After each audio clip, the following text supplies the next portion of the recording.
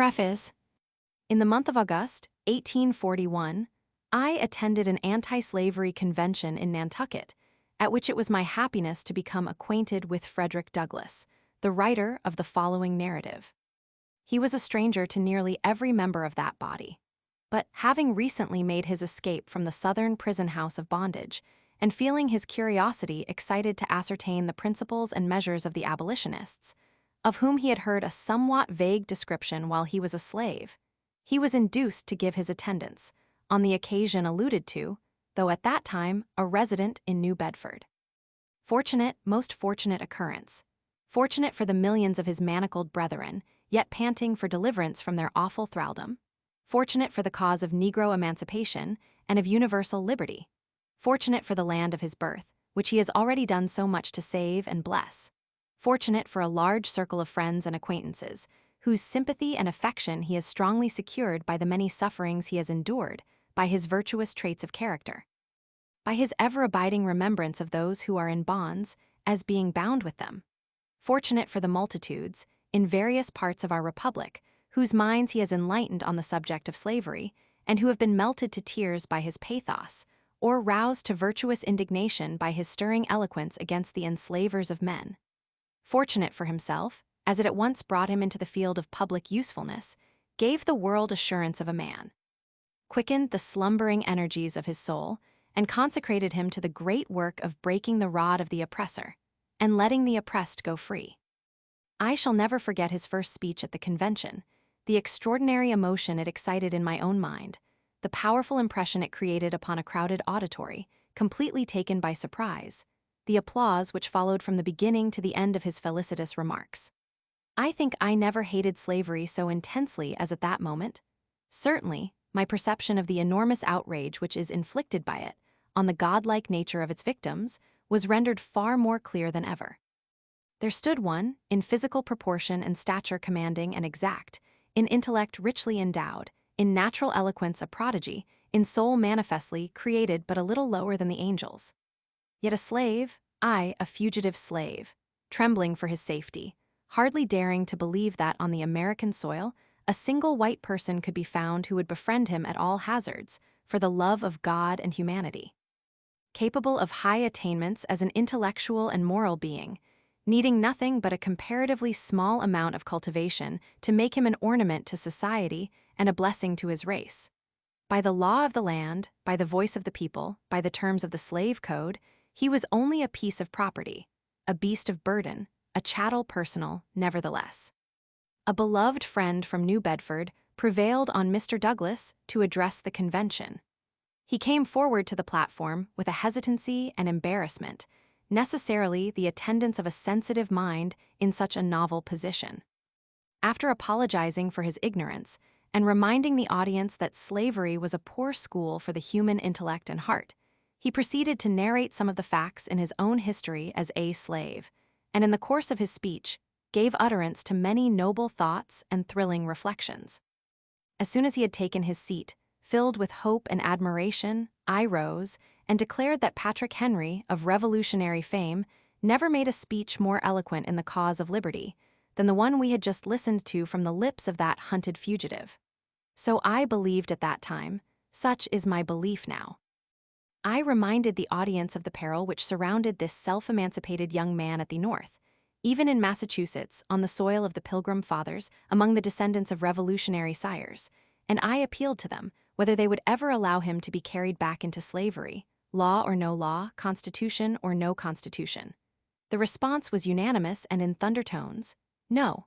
Will you succor and protect him as a brother man, a resident of the old Bay State?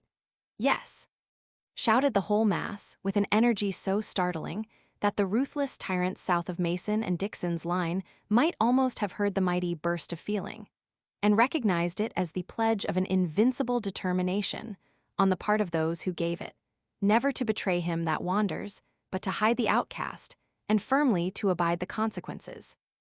It was at once deeply impressed upon my mind that, if Mr. Douglass could be persuaded to consecrate his time and talents to the promotion of the anti-slavery enterprise, a powerful impetus would be given to it, and a stunning blow at the same time inflicted on Northern prejudice against a colored complexion.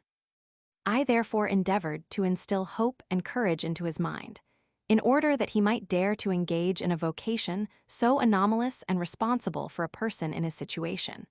And I was seconded in this effort by warm-hearted friends, especially by the late general agent of the Massachusetts Anti-Slavery Society, Mr. John A. Collins, whose judgment in this instance entirely coincided with my own. At first he could give no encouragement. With unfeigned diffidence, he expressed his conviction that he was not adequate to the performance of so great a task. The path marked out was wholly an untrodden one. He was sincerely apprehensive that he should do more harm than good. After much deliberation, however, he consented to make a trial, and ever since that period, he has acted as a lecturing agent, under the auspices either of the American or the Massachusetts Anti-Slavery Society.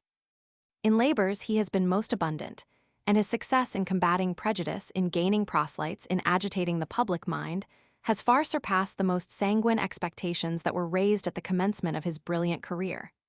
He has borne himself with gentleness and meekness, yet with true manliness of character. As a public speaker, he excels in pathos, wit, comparison, imitation, strength of reasoning, and fluency of language. There is in him that union of head and heart, which is indispensable to an enlightenment of the heads and a winning of the hearts of others. May his strength continue to be equal to his day. May he continue to grow in grace and in the knowledge of God, that he may be increasingly serviceable in the cause of bleeding humanity, whether at home or abroad.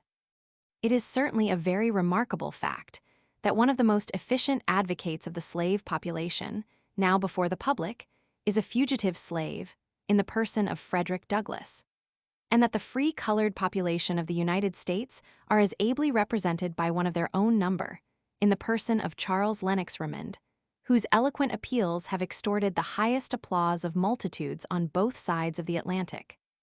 Let the calumniators of the colored race despise themselves for their baseness and illiberality of spirit, and henceforth cease to talk of the natural inferiority of those who require nothing but time and opportunity to attain to the highest point of human excellence.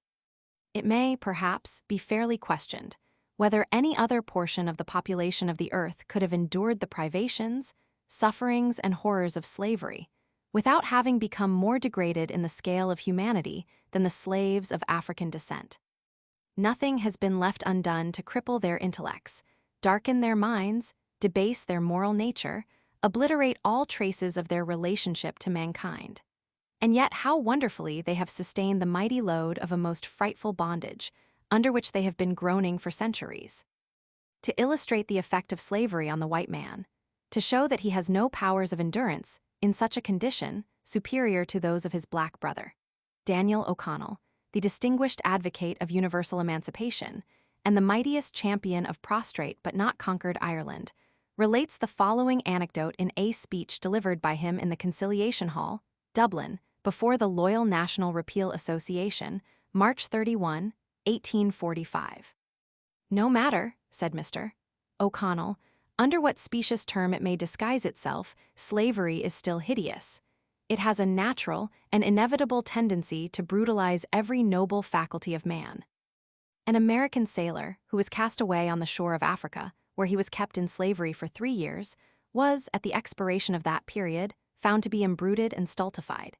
He had lost all reasoning power, and having forgotten his native language, could only utter some savage gibberish between Arabic and English, which nobody could understand, and which even he himself found difficulty in pronouncing. So much for the humanizing influence of the domestic institution. Admitting this to have been an extraordinary case of mental deterioration, it proves at least that the white slave can sink as low in the scale of humanity as the black one. Mr. Douglass has very properly chosen to write his own narrative, in his own style, and according to the best of his ability, rather than to employ someone else. It is, therefore, entirely his own production, and, considering how long and dark was the career he had to run as a slave, how few have been his opportunities to improve his mind since he broke his iron fetters, it is, in my judgment, highly creditable to his head and heart. He who can peruse it without a tearful eye, a heaving breast, an afflicted spirit, without being filled with an unutterable abhorrence of slavery and all its abettors, and animated with a determination to seek the immediate overthrow of that execrable system. Without trembling for the fate of this country in the hands of a righteous God, who is ever on the side of the oppressed, and whose arm is not shortened that it cannot save, must have a flinty heart, and be qualified to act the part of a trafficker in slaves and the souls of men.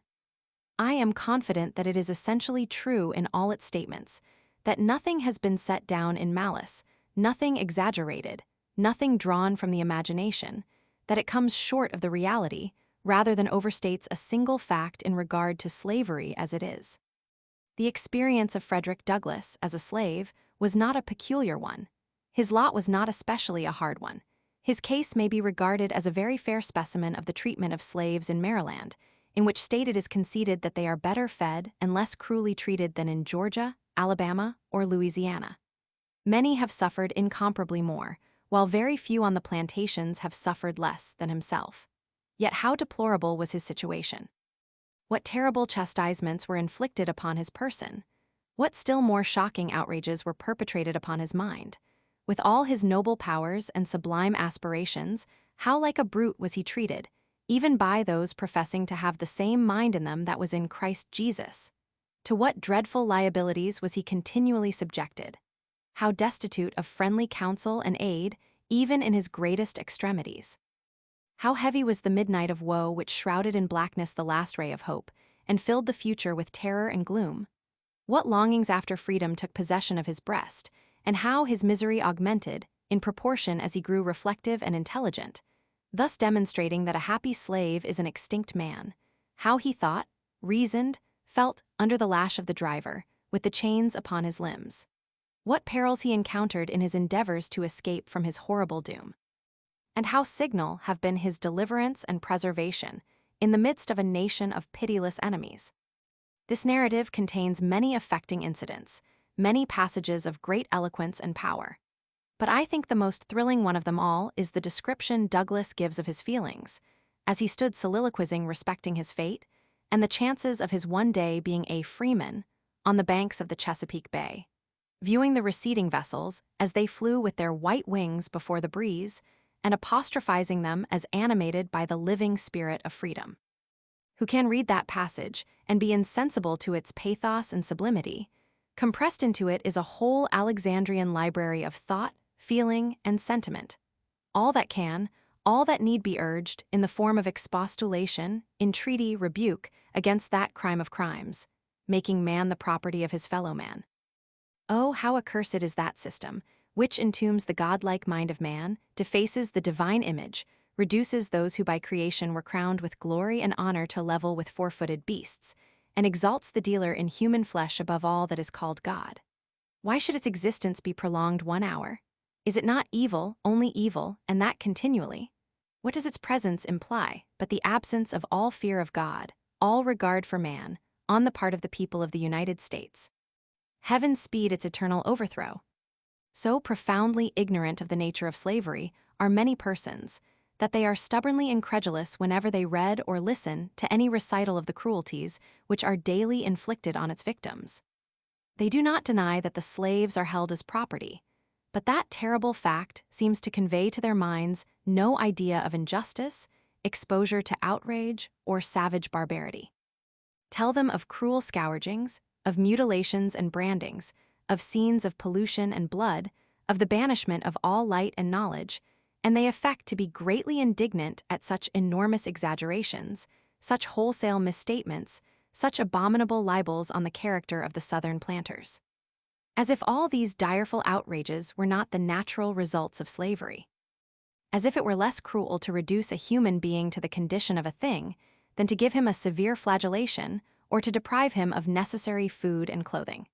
As if whips, chains, thumbscrews, paddles, bloodhounds, overseers, drivers, patrols were not all indispensable to keep the slaves down, and to give protection to their ruthless oppressors. As if, when the marriage institution is abolished, concubinage, adultery, and incest must not necessarily abound. When all the rights of humanity are annihilated, any barrier remains to protect the victim from the fury of the spoiler. When absolute power is assumed over life and liberty, it will not be wielded with destructive sway. Skeptics of this character abound in society. In some few instances, their incredulity arises from a want of reflection, but generally, it indicates a hatred of the light, a desire to shield slavery from the assaults of its foes, a contempt of the colored race, whether bond or free. Such will try to discredit the shocking tales of slave-holding cruelty which are recorded in this truthful narrative, but they will labor in vain. Mr. Douglass has frankly disclosed the place of his birth, the names of those who claimed ownership in his body and soul, and the names also of those who committed the crimes which he has alleged against them. His statements, therefore, may easily be disproved if they are untrue.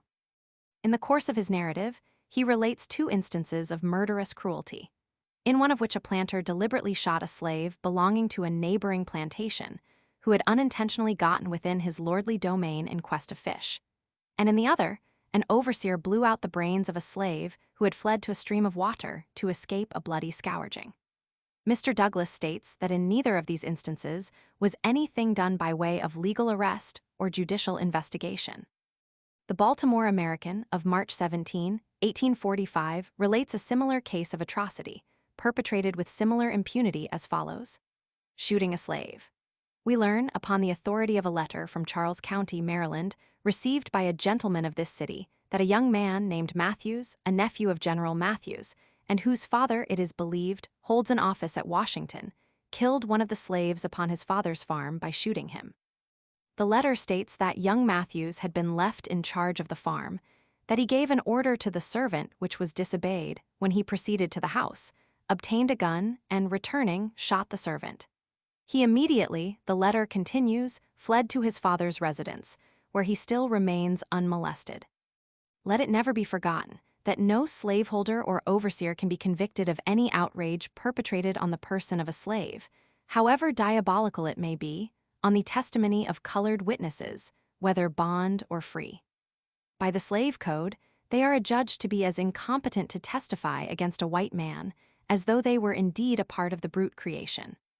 Hence, there is no legal protection in fact, whatever there may be in form, for the slave population, and any amount of cruelty may be inflicted on them with impunity.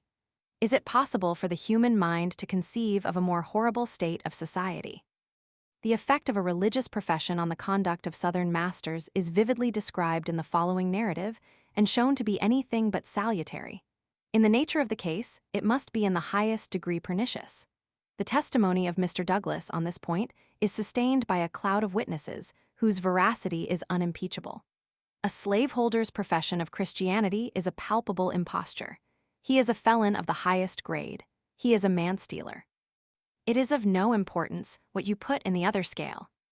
Reader, are you with the man-stealers in sympathy and purpose, or on the side of their downtrodden victims? If with the former, then are you the foe of God and man. If with the latter, what are you prepared to do and dare in their behalf? Be faithful, be vigilant, be untiring in your efforts to break every yoke, and let the oppressed go free. Come what may, cost what it may, inscribe on the banner which you unfurl to the breeze as your religious and political motto: no compromise with slavery. No union with slaveholders. W.M. Lloyd Garrison, Boston, May 1, 1845.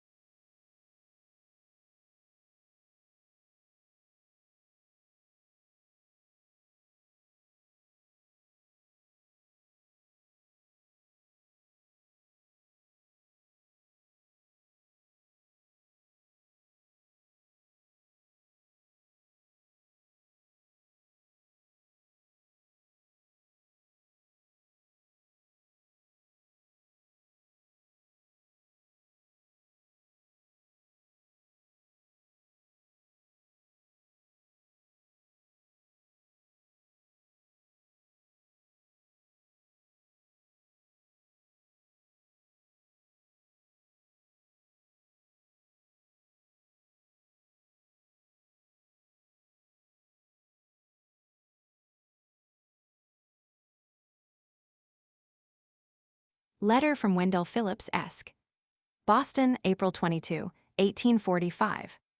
My dear friend, you remember the old fable of the man and the lion, where the lion complained that he should not be so misrepresented when the lions wrote history.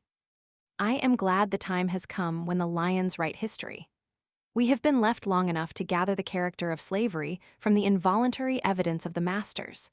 One might, indeed, rest sufficiently satisfied with what, it is evident, must be, in general, the results of such a relation, without seeking farther to find whether they have followed in every instance.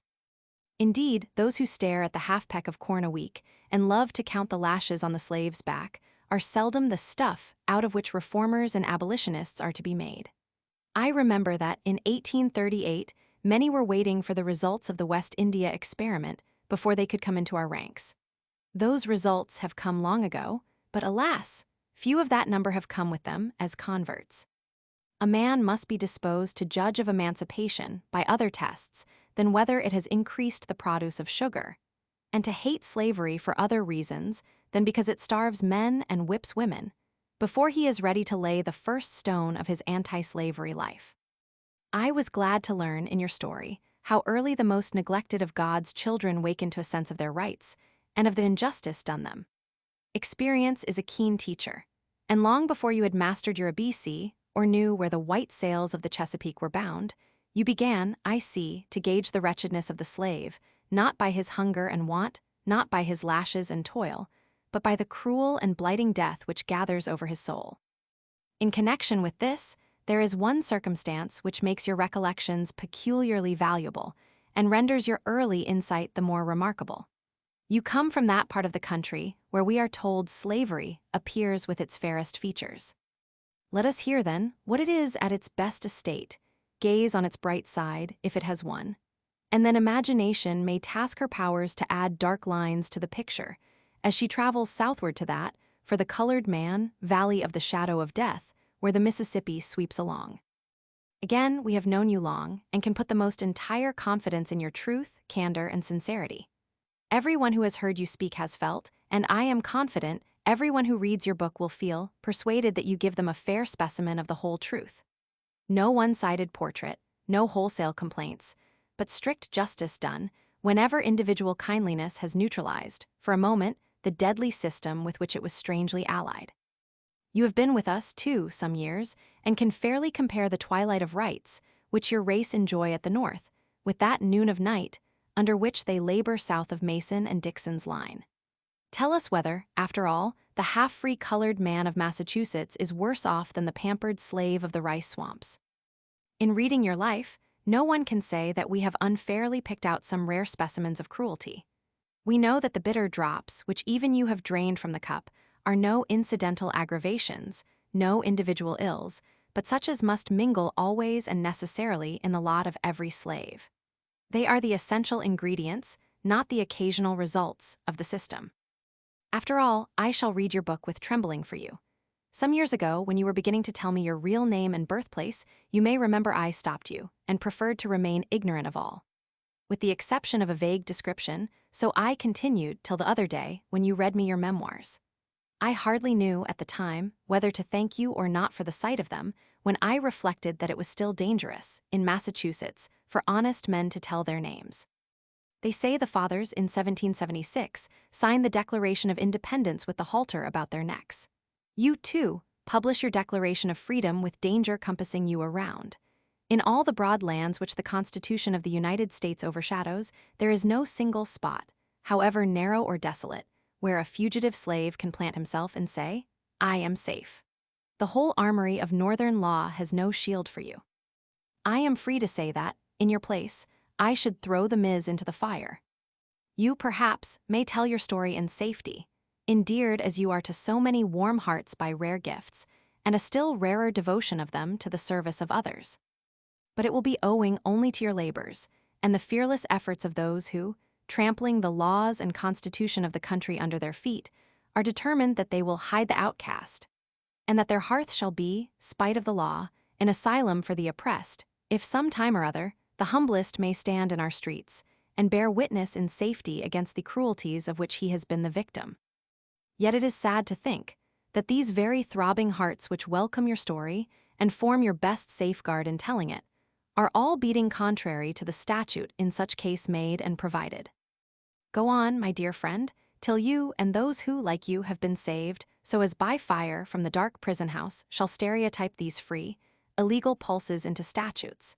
And New England, cutting loose from a blood-stained union, shall glory in being the house of refuge for the oppressed, till we no longer merely hide the outcast, or make a merit of standing idly by while he is hunted in our midst, but consecrating anew the soil of the pilgrims as an asylum for the oppressed, proclaim our welcome to the slaves so loudly, that the tones shall reach every hut in the Carolinas, and make the broken-hearted bondman leap up at the thought of old Massachusetts.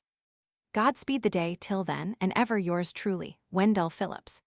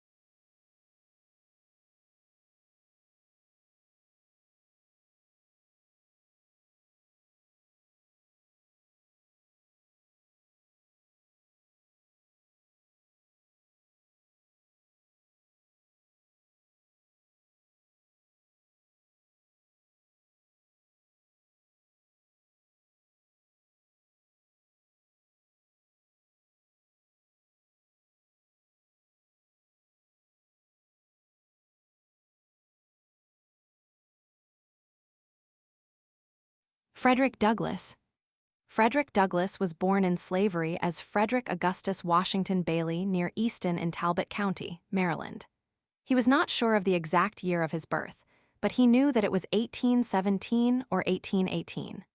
As a young boy, he was sent to Baltimore to be a house servant, where he learned to read and write with the assistance of his master's wife.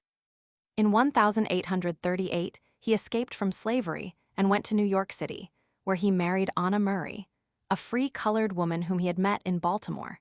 Soon thereafter, he changed his name to Frederick Douglass. In 1841, he addressed a convention of the Massachusetts Anti-Slavery Society in Nantucket, and so greatly impressed the group that they immediately employed him as an agent. He was such an impressive orator that numerous persons doubted if he had ever been a slave, so he wrote narrative of the life of Frederick Douglass.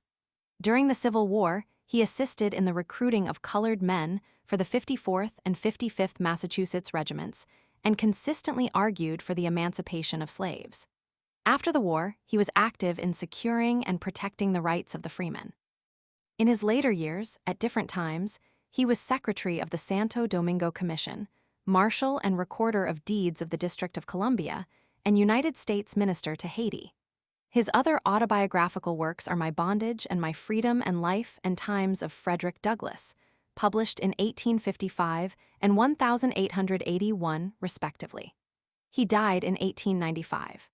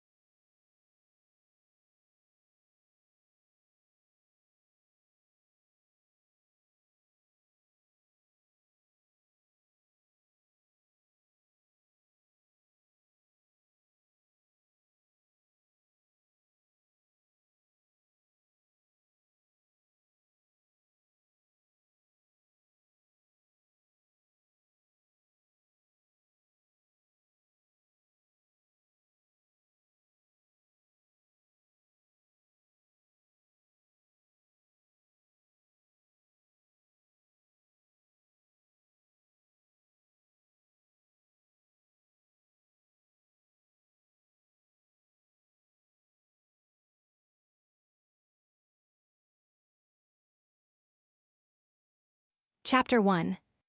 I was born in Tuckahoe, near Hillsborough, and about 12 miles from Easton, in Talbot County, Maryland.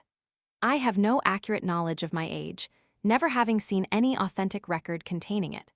By far the larger part of the slaves know as little of their ages as horses know of theirs, and it is the wish of most masters within my knowledge to keep their slaves thus ignorant. I do not remember to have ever met a slave who could tell of his birthday. They seldom come nearer to it than planting time, harvest time, cherry time, springtime, or fall time. A want of information concerning my own was a source of unhappiness to me even during childhood. The white children could tell their ages. I could not tell why I ought to be deprived of the same privilege. I was not allowed to make any inquiries of my master concerning it. He deemed all such inquiries on the part of a slave improper and impertinent, and evidence of a restless spirit. The nearest estimate I can give makes me now between 27 and 28 years of age. I come to this from hearing my master say, sometime during 1835, I was about 17 years old. My mother was named Harriet Bailey.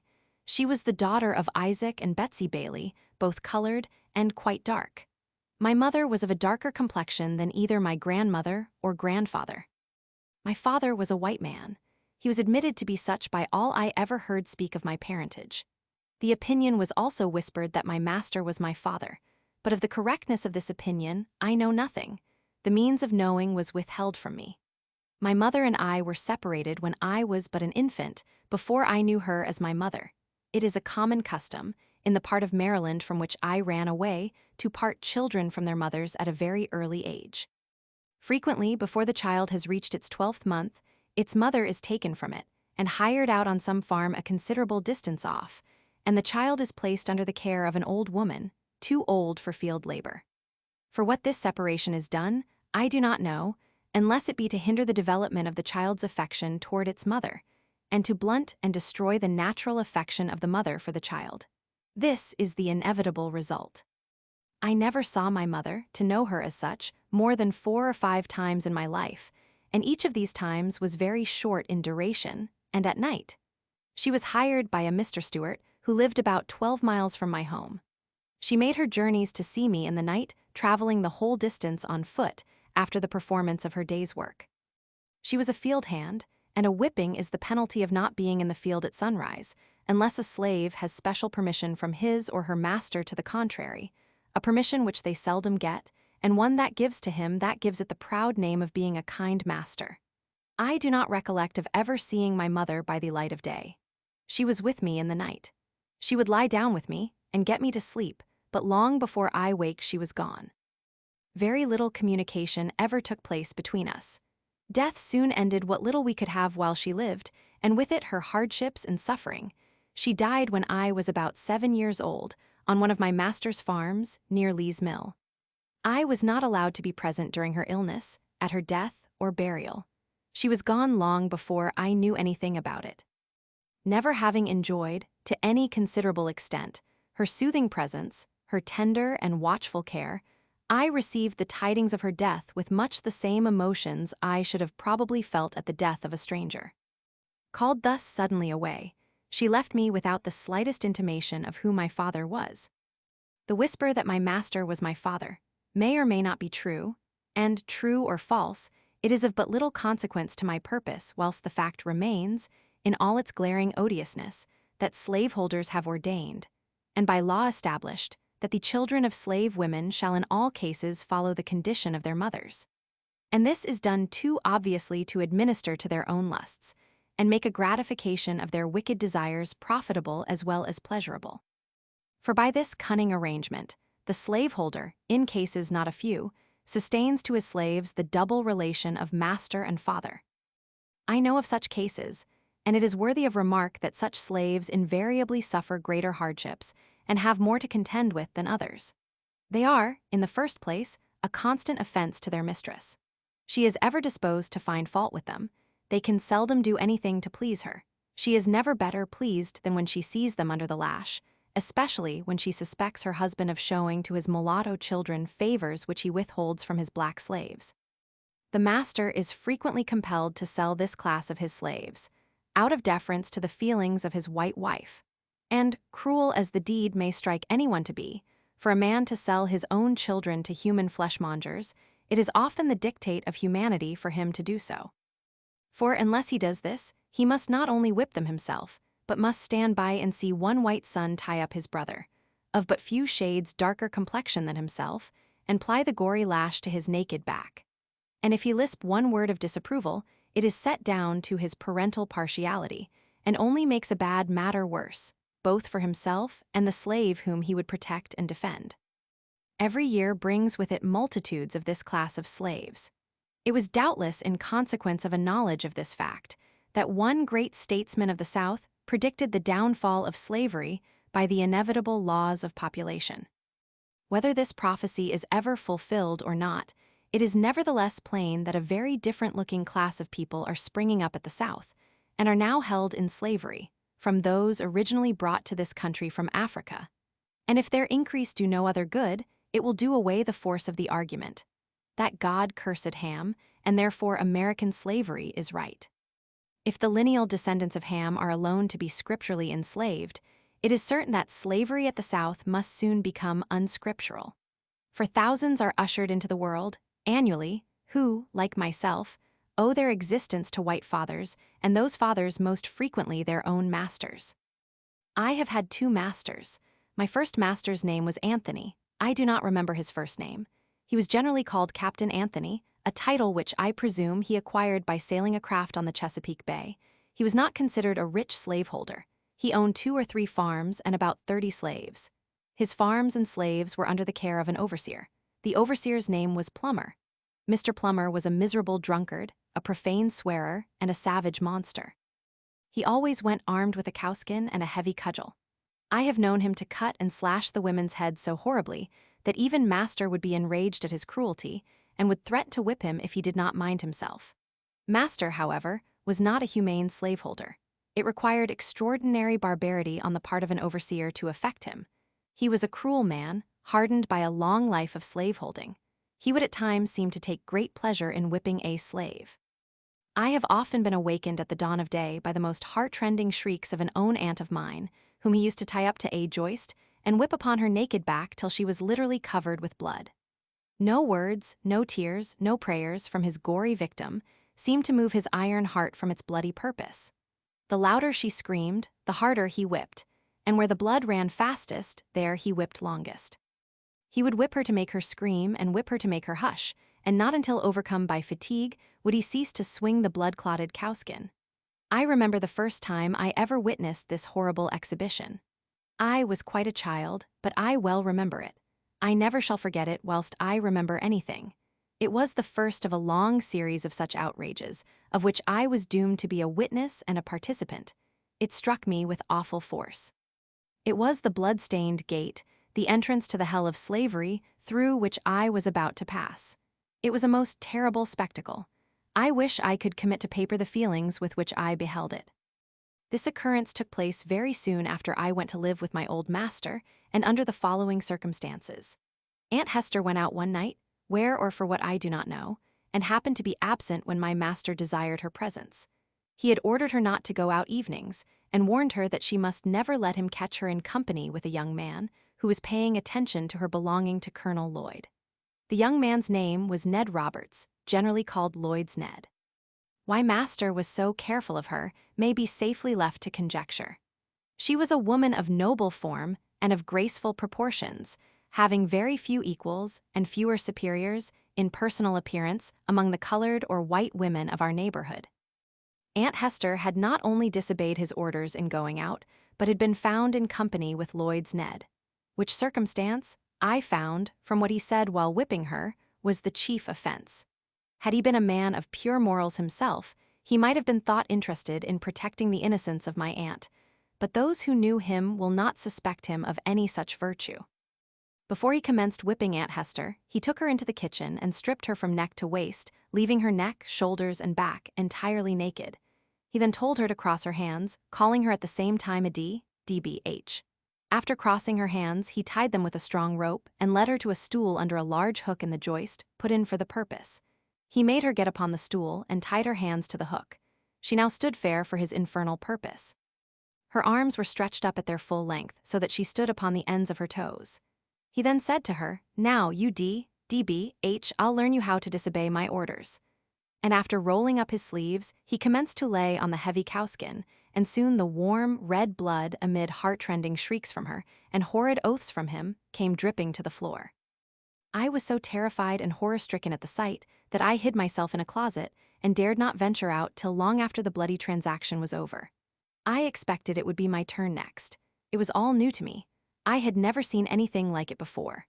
I had always lived with my grandmother on the outskirts of the plantation, where she was put to raise the children of the younger women. I had therefore been, until now, out of the way of the bloody scenes that often occurred on the plantation.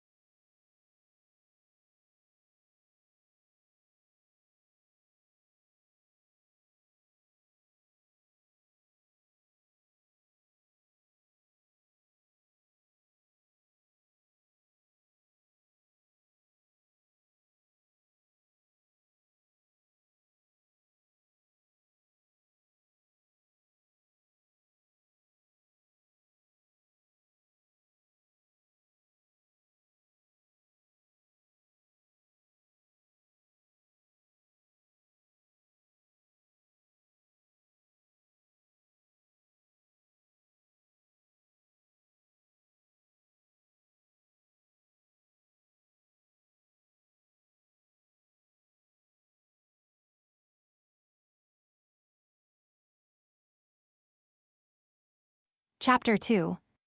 My master's family consisted of 2 sons, Andrew and Richard, 1 daughter, Lucretia, and her husband, Captain Thomas Auld. They lived in one house, upon the home plantation of Colonel Edward Lloyd. My master was Colonel Lloyd's clerk and superintendent. He was what might be called the overseer of the overseers. I spent 2 years of childhood on this plantation in my old master's family. It was here that I witnessed the bloody transaction recorded in the first chapter. And as I received my first impressions of slavery on this plantation, I will give some description of it, and of slavery as it there existed. The plantation is about 12 miles north of Easton, in Talbot County, and is situated on the border of Miles River.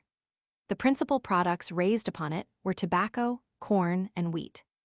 These were raised in great abundance, so that, with the products of this and the other farms belonging to him, he was able to keep in almost constant employment a large sloop, in carrying them to market at Baltimore. This sloop was named Sally Lloyd, in honor of one of the colonel's daughters. My master's son-in-law, Captain Auld, was master of the vessel. She was otherwise manned by the colonel's own slaves. Their names were Peter, Isaac, Rich, and Jake. These were esteemed very highly by the other slaves, and looked upon as the privileged ones of the plantation. For it was no small affair, in the eyes of the slaves, to be allowed to see Baltimore. Colonel Lloyd kept from 300 to 400 slaves on his home plantation, and owned a large number more on the neighboring farms belonging to him. The names of the farms nearest to the home plantation were Y Town and New Design. Y Town was under the overseership of a man named Noah Willis. New Design was under the overseership of a Mr. Townsend. The overseers of these, and all the rest of the farms, numbering over 20, received advice and direction from the managers of the home plantation. This was the great business place. It was the seat of government for the whole 20 farms. All disputes among the overseers were settled here. If a slave was convicted of any high misdemeanor, became unmanageable, or evinced a determination to run away, he was brought immediately here, severely whipped, put on board the sloop, carried to Baltimore, and sold to Austin Woolfolk or some other slave trader, as a warning to the slaves remaining. Here, too, the slaves of all the other farms received their monthly allowance of food and their yearly clothing. The men and women slaves received, as their monthly allowance of food, 8 pounds of pork, or its equivalent in fish, and 1 bushel of corn meal. Their yearly clothing consisted of 2 coarse linen shirts, 1 pair of linen trousers, like the shirts, 1 jacket, one pair of trousers for winter made of coarse Negro cloth, one pair of stockings, and one pair of shoes, the whole of which could not have cost more than $7. The allowance of the slave children was given to their mothers, or the old women having the care of them. The children unable to work in the field had neither shoes, stockings, jackets, nor trousers given to them. Their clothing consisted of 2 coarse linen shirts per year. When these failed them, they went naked until the next allowance day. Children from 7 to 10 years old of both sexes, almost naked, might be seen at all seasons of the year. There were no beds given the slaves, unless one coarse blanket be considered such, and none but the men and women had these. This, however, is not considered a very great privation. They find less difficulty from the want of beds than from the want of time to sleep, for when their day's work in the field is done, the most of them having their washing, mending, and cooking to do, and having few or none of the ordinary facilities for doing either of these, very many of their sleeping hours are consumed in preparing for the field the coming day. And when this is done, old and young, male and female, married and single, drop down side by side on one common bed, the cold, damp floor, each covering himself or herself with their miserable blankets, and here they sleep till they are summoned to the field by the driver's horn. At the sound of this, all must rise and be off to the field. There must be no halting. Every one must be at his or her post, and woe betides them who hear not this morning's summons to the field. For if they are not awakened by the sense of hearing, they are by the sense of feeling. No age nor sex finds any favor. Mr. Sevier, the overseer, used to stand by the door of the quarter, armed with a large hickory stick and heavy cowskin, ready to whip anyone who was so unfortunate as not to hear, or, from any other cause, was prevented from being ready to start for the field at the sound of the horn. Mr. Sevier was rightly named. He was a cruel man. I have seen him whip a woman, causing the blood to run half an hour at the time, and this, too, in the midst of her crying children, pleading for their mother's release. He seemed to take pleasure in manifesting his fiendish barbarity. Added to his cruelty, he was a profane swearer. It was enough to chill the blood and stiffen the hair of an ordinary man to hear him talk. Scarce a sentence escaped him but that was commenced or concluded by some horrid oath. The field was the place to witness his cruelty and profanity. His presence made it both the field of blood and of blasphemy. From the rising till the going down of the sun, he was cursing, raving, cutting, and slashing among the slaves of the field in the most frightful manner. His career was short. He died very soon after I went to Colonel Lloyd S., and he died as he lived, uttering with his dying groans bitter curses and horrid oaths. His death was regarded by the slaves as the result of a merciful providence. Mr. Sevier's place was filled by a Mr. Hopkins. He was a very different man. He was less cruel, less profane, and made less noise than Mr. Sevier. His course was characterized by no extraordinary demonstrations of cruelty. He whipped, but seemed to take no pleasure in it. He was called by the slaves a good overseer. The home plantation of Colonel Lloyd wore the appearance of a country village. All the mechanical operations for all the farms were performed here. The shoemaking and mending, the blacksmithing, cartwrighting, coopering, weaving, and grain grinding were all performed by the slaves on the home plantation. The whole place wore a businesslike aspect very unlike the neighboring farms. The number of houses, too, conspired to give it advantage over the neighboring farms. It was called by the slaves the Great House Farm. Few privileges were esteemed higher by the slaves of the out farms than that of being selected to do errands at the Great House Farm. It was associated in their minds with greatness. A representative could not be prouder of his election to a seat in the American Congress than a slave on one of the out farms would be of his election to do errands at the Great House Farm. They regarded it as evidence of great confidence reposed in them by their overseers, and it was on this account, as well as a constant desire to be out of the field from under the driver's lash, that they esteemed it a high privilege, one worth careful living for. He was called the smartest and most trusty fellow, who had this honor conferred upon him the most frequently. The competitors for this office sought as diligently to please their overseers, as the office-seekers in the political parties seek to please and deceive the people. The same traits of character might be seen in Colonel Lloyd's slaves, as are seen in the slaves of the political parties.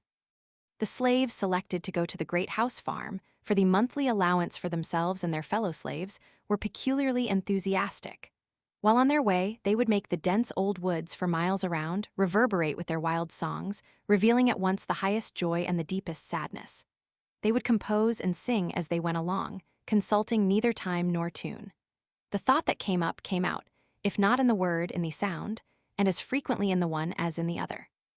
They would sometimes sing the most pathetic sentiment in the most rapturous tone, and the most rapturous sentiment in the most pathetic tone. Into all of their songs, they would manage to weave something of the great house farm. Especially would they do this when leaving home. They would then sing most exultingly the following words: "I am going away to the great house farm, oh, yea, oh, yea, oh." This they would sing, as a chorus, to words which to many would seem unmeaning jargon, but which, nevertheless, were full of meaning to themselves.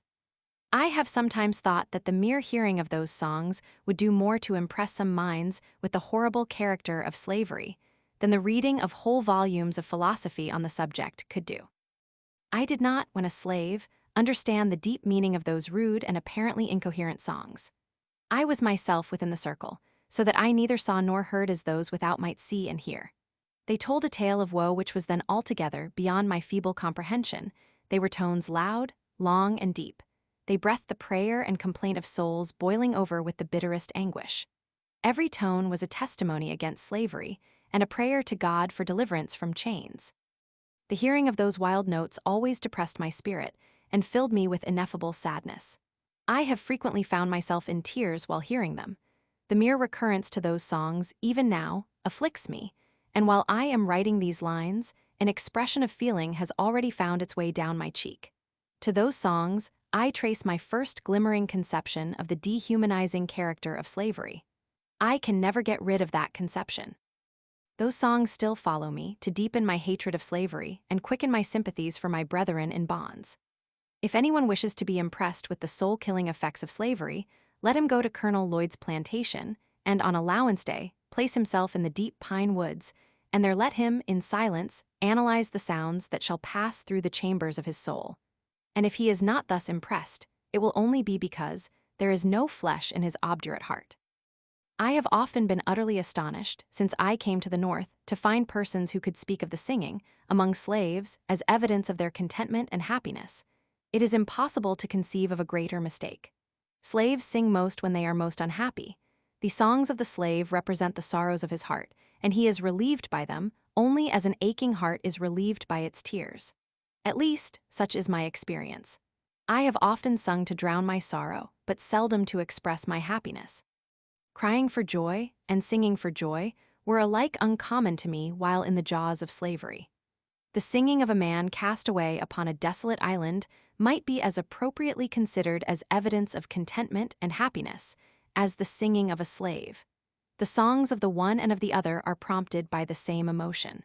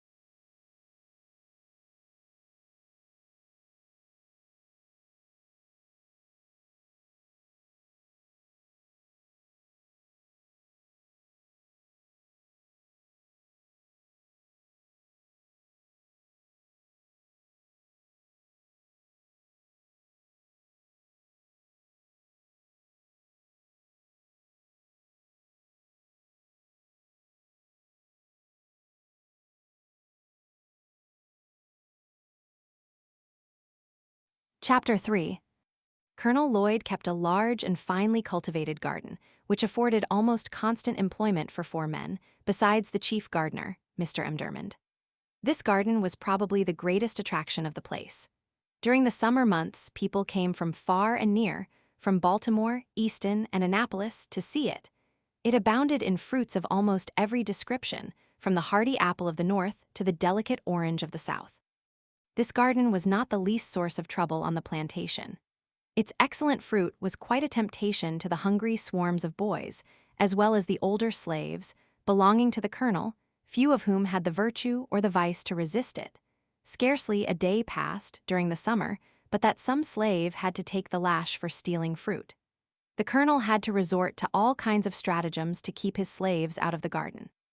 The last and most successful one was that of tarring his fence all around, after which, if a slave was caught with any tar upon his person, it was deemed sufficient proof that he had either been into the garden or had tried to get in. In either case, he was severely whipped by the chief gardener. This plan worked well. The slaves became as fearful of tar as of the lash.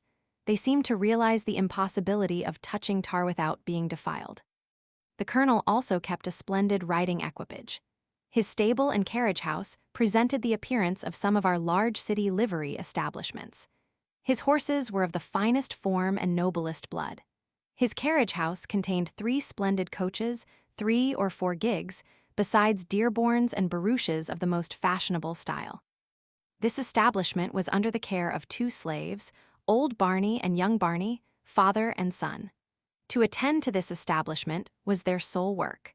But it was by no means an easy employment, for in nothing was Colonel Lloyd more particular than in the management of his horses.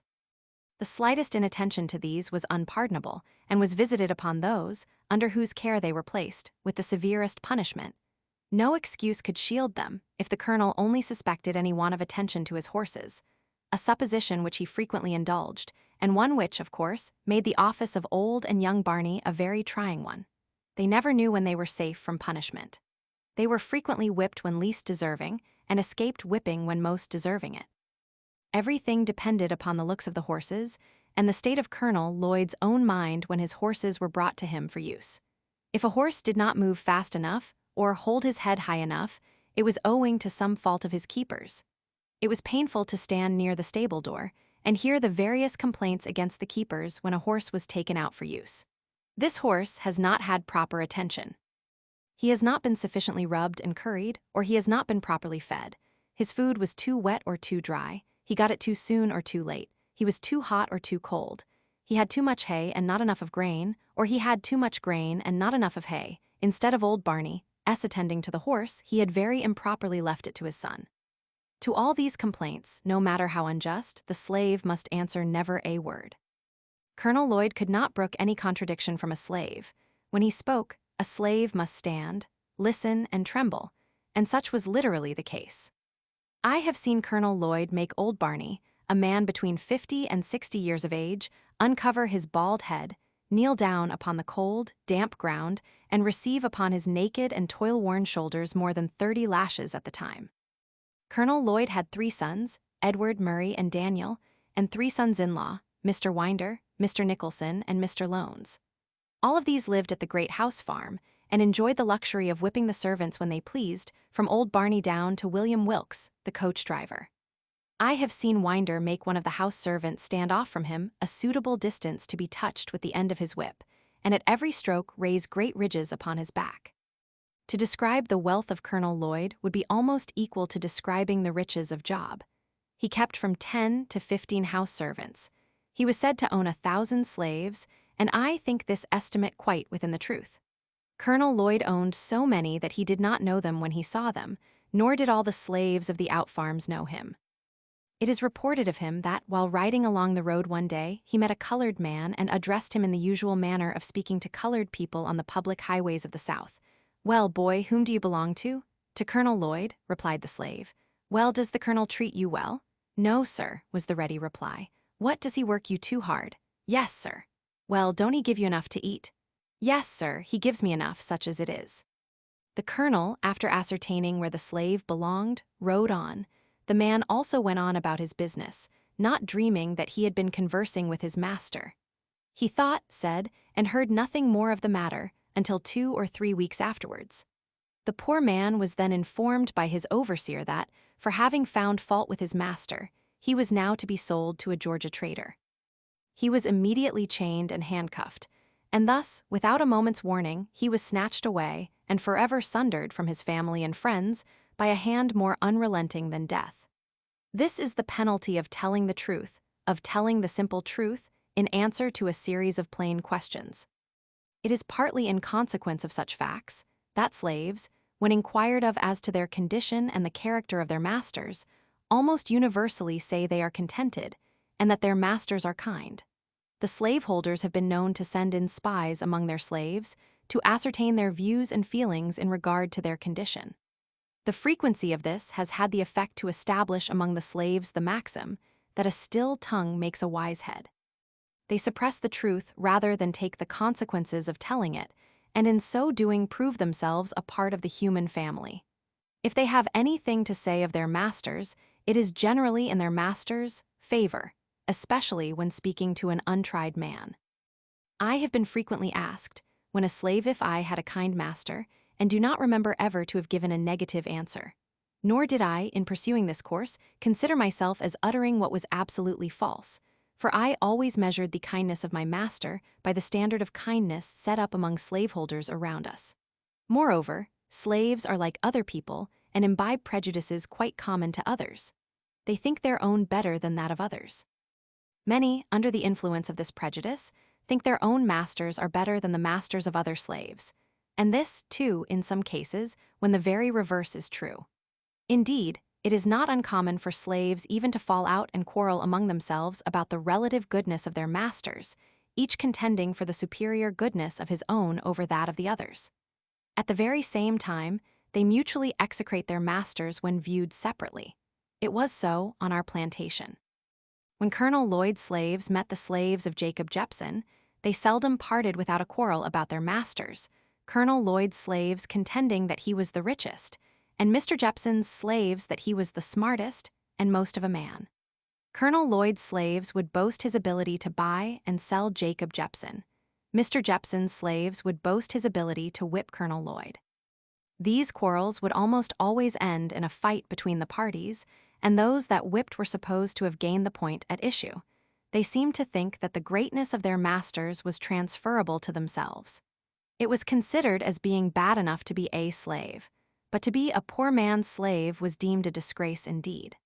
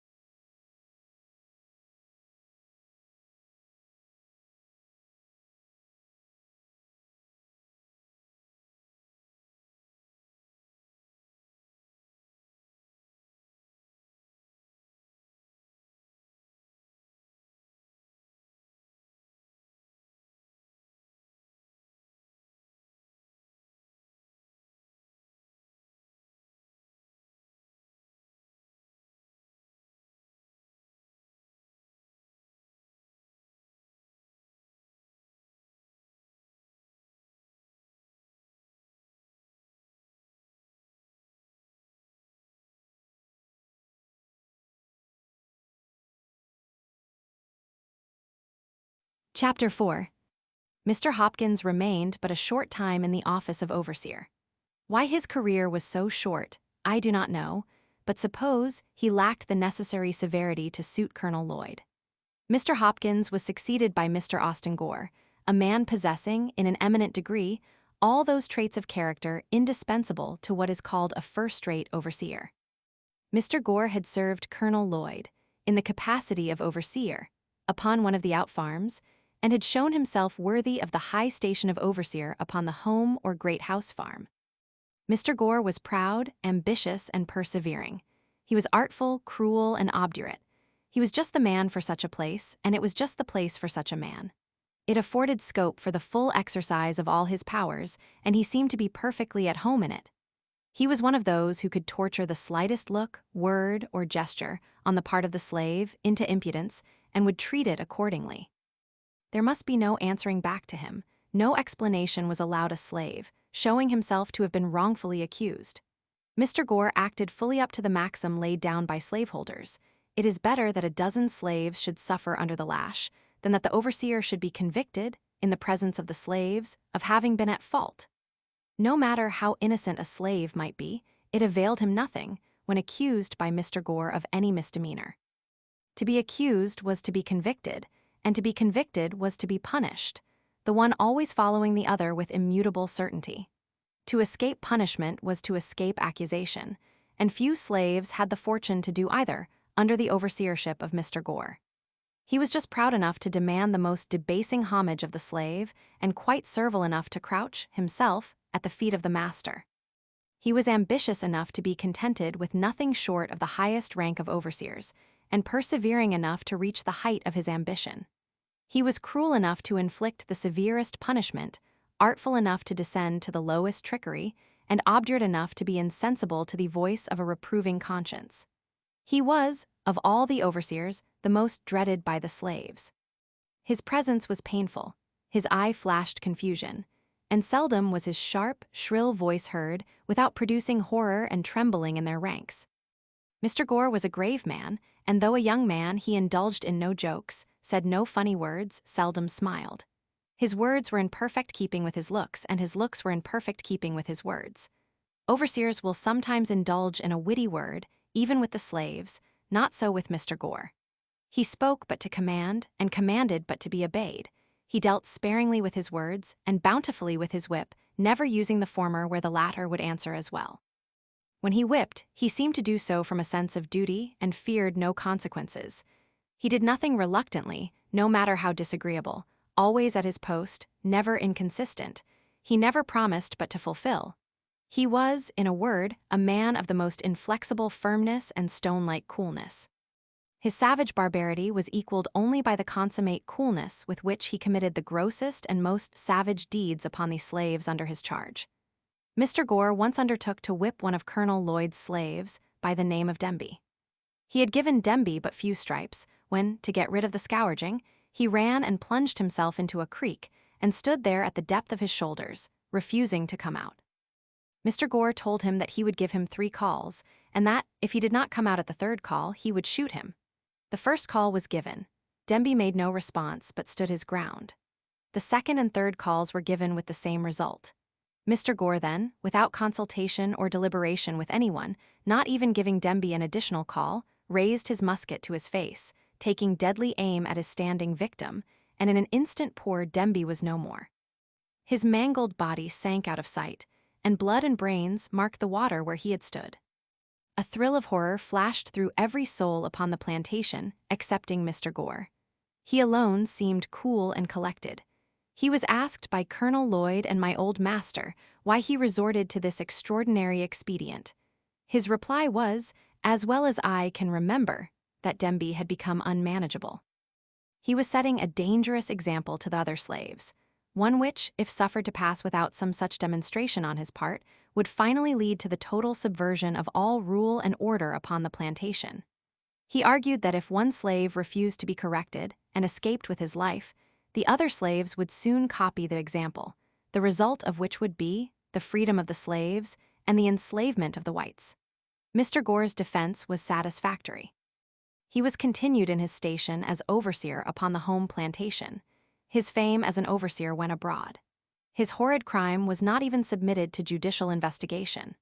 It was committed in the presence of slaves, and they of course could neither institute a suit nor testify against him, and thus the guilty perpetrator of one of the bloodiest and most foul murders goes unwhipped of justice, and uncensured by the community in which he lives. Mr. Gore lived in St. Michael's, Talbot County, Maryland, when I left there. And if he is still alive, he very probably lives there now. And if so, he is now, as he was then, as highly esteemed and as much respected as though his guilty soul had not been stained with his brother's blood.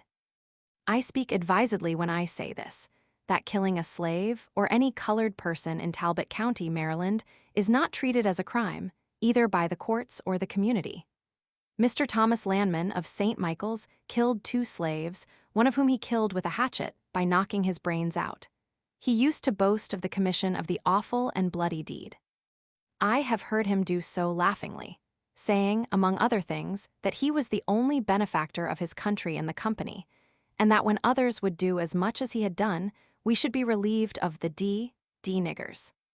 The wife of Mr. Giles Hicks, living but a short distance from where I used to live, murdered my wife's cousin, a young girl between 15 and 16 years of age, mangling her person in the most horrible manner, breaking her nose and breastbone with a stick, so that the poor girl expired in a few hours afterward. She was immediately buried, but had not been in her untimely grave but a few hours before she was taken up and examined by the coroner, who decided that she had come to her death by severe beating. The offense for which this girl was thus murdered was this: she had been set that night to mind Mrs. Hicks's baby, and during the night she fell asleep, and the baby cried. She, having lost her rest for several nights previous, did not hear the crying. They were both in the room with Mrs. Hicks. Mrs. Hicks, finding the girl slow to move, jumped from her bed, seized an oak stick of wood by the fireplace, and with it broke the girl's nose and breastbone and thus ended her life.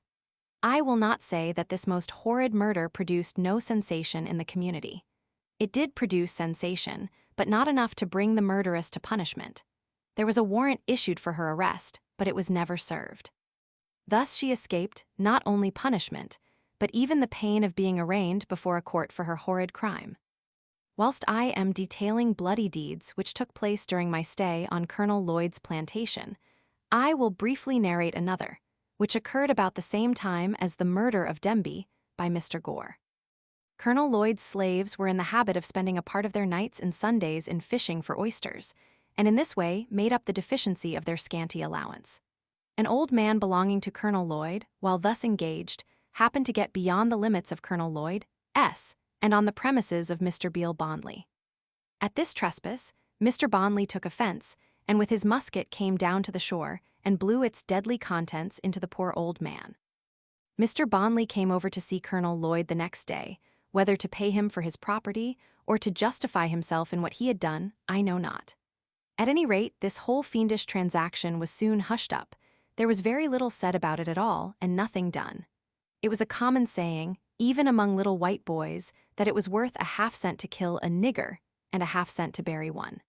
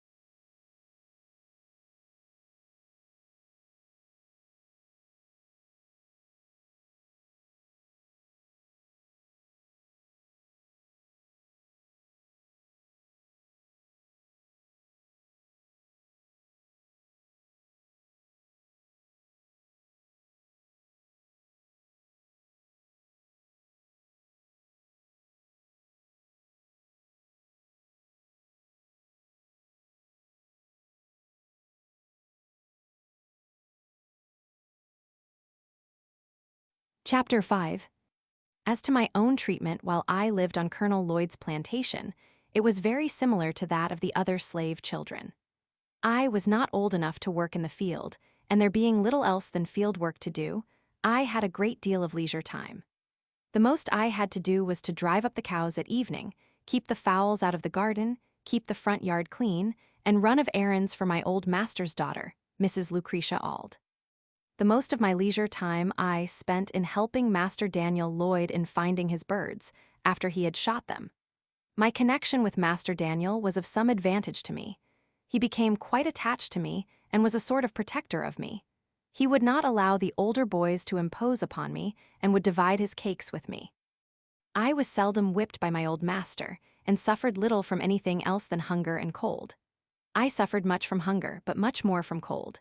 In hottest summer and coldest winter, I was kept almost naked. No shoes, no stockings, no jacket, no trousers, nothing on but a coarse tow linen shirt, reaching only to my knees. I had no bed. I must have perished with cold, but the coldest nights, I used to steal a bag which was used for carrying corn to the mill. I would crawl into this bag, and there sleep on the cold, damp, clay floor, with my head in and feet out. My feet have been so cracked with the frost that the pen with which I am writing might be laid in the gashes. We were not regularly allowanced.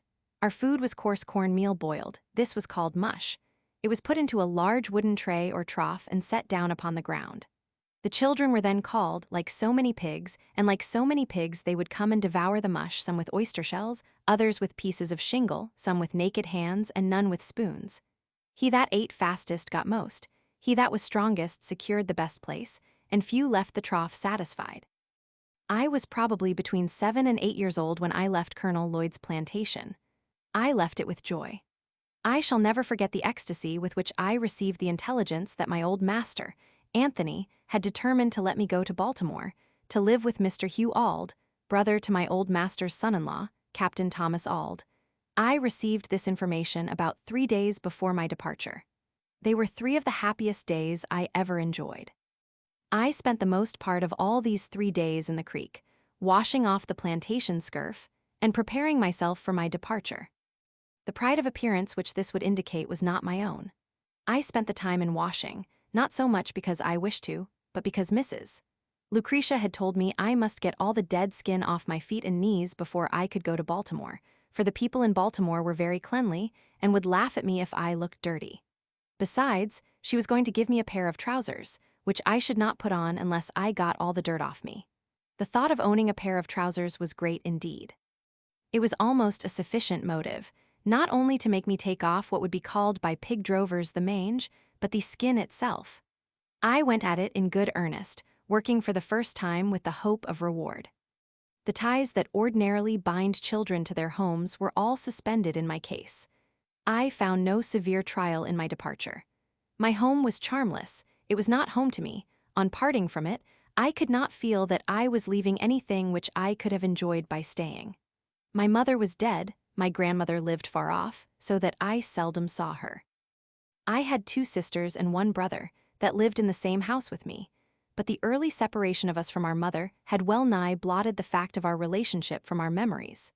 I looked for home elsewhere, and was confident of finding none which I should relish less than the one which I was leaving. If, however, I found in my new home hardship, hunger, whipping, and nakedness, I had the consolation that I should not have escaped any one of them by staying. Having already had more than a taste of them in the house of my old master, and having endured them there, I very naturally inferred my ability to endure them elsewhere, and especially at Baltimore. For I had something of the feeling about Baltimore that is expressed in the proverb, that, being hanged in England, is preferable to dying a natural death in Ireland. I had the strongest desire to see Baltimore.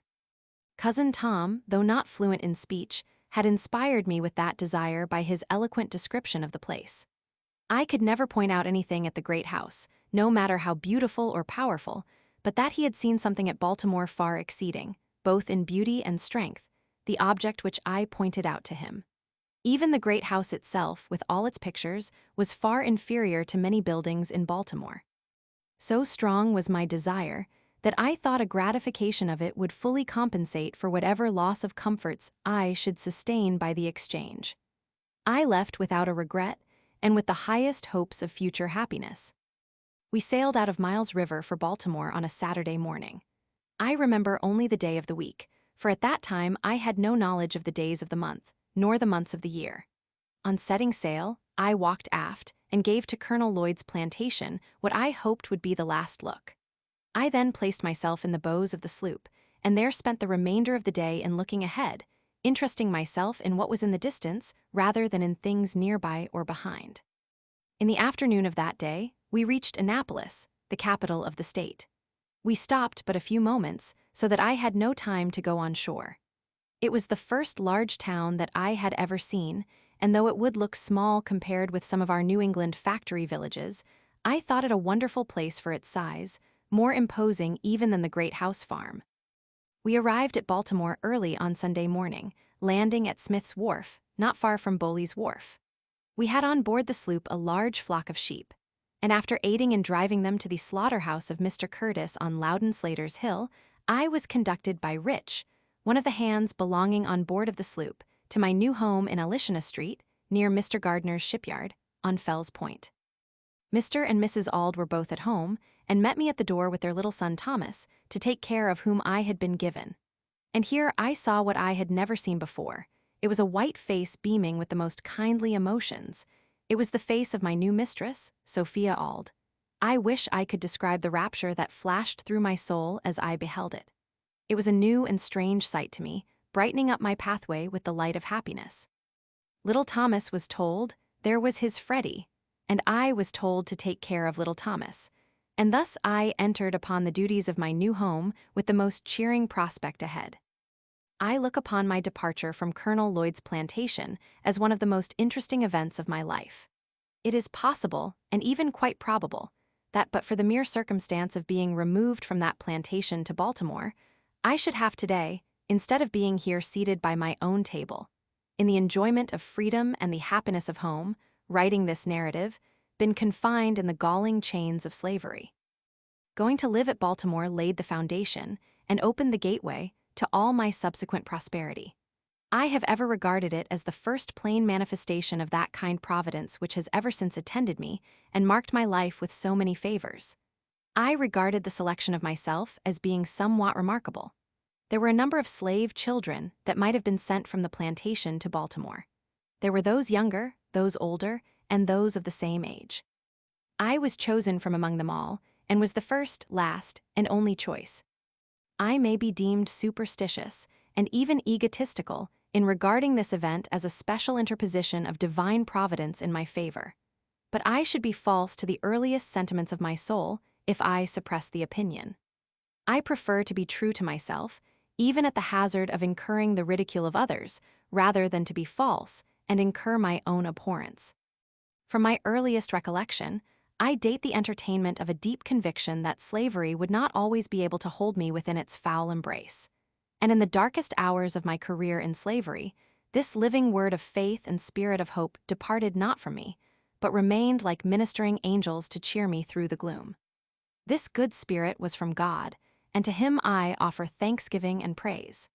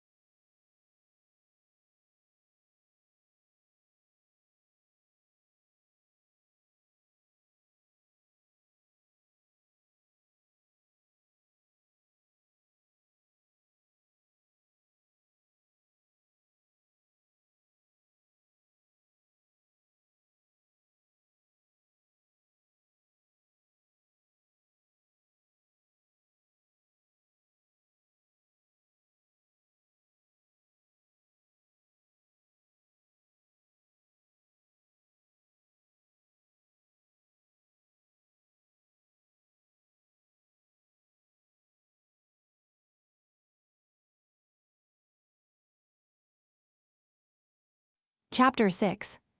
My new mistress proved to be all she appeared when I first met her at the door, a woman of the kindest heart and finest feelings.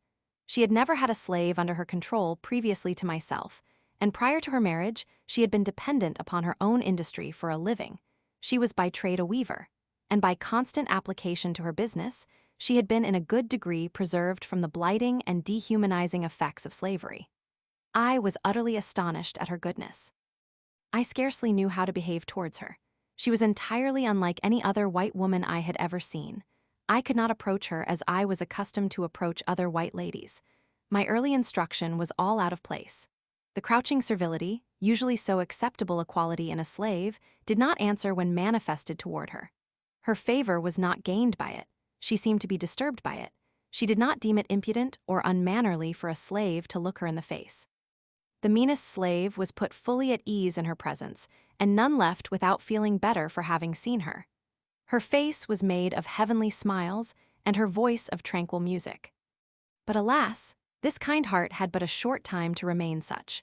The fatal poison of irresponsible power was already in her hands, and soon commenced its infernal work. That cheerful eye, under the influence of slavery, soon became red with rage.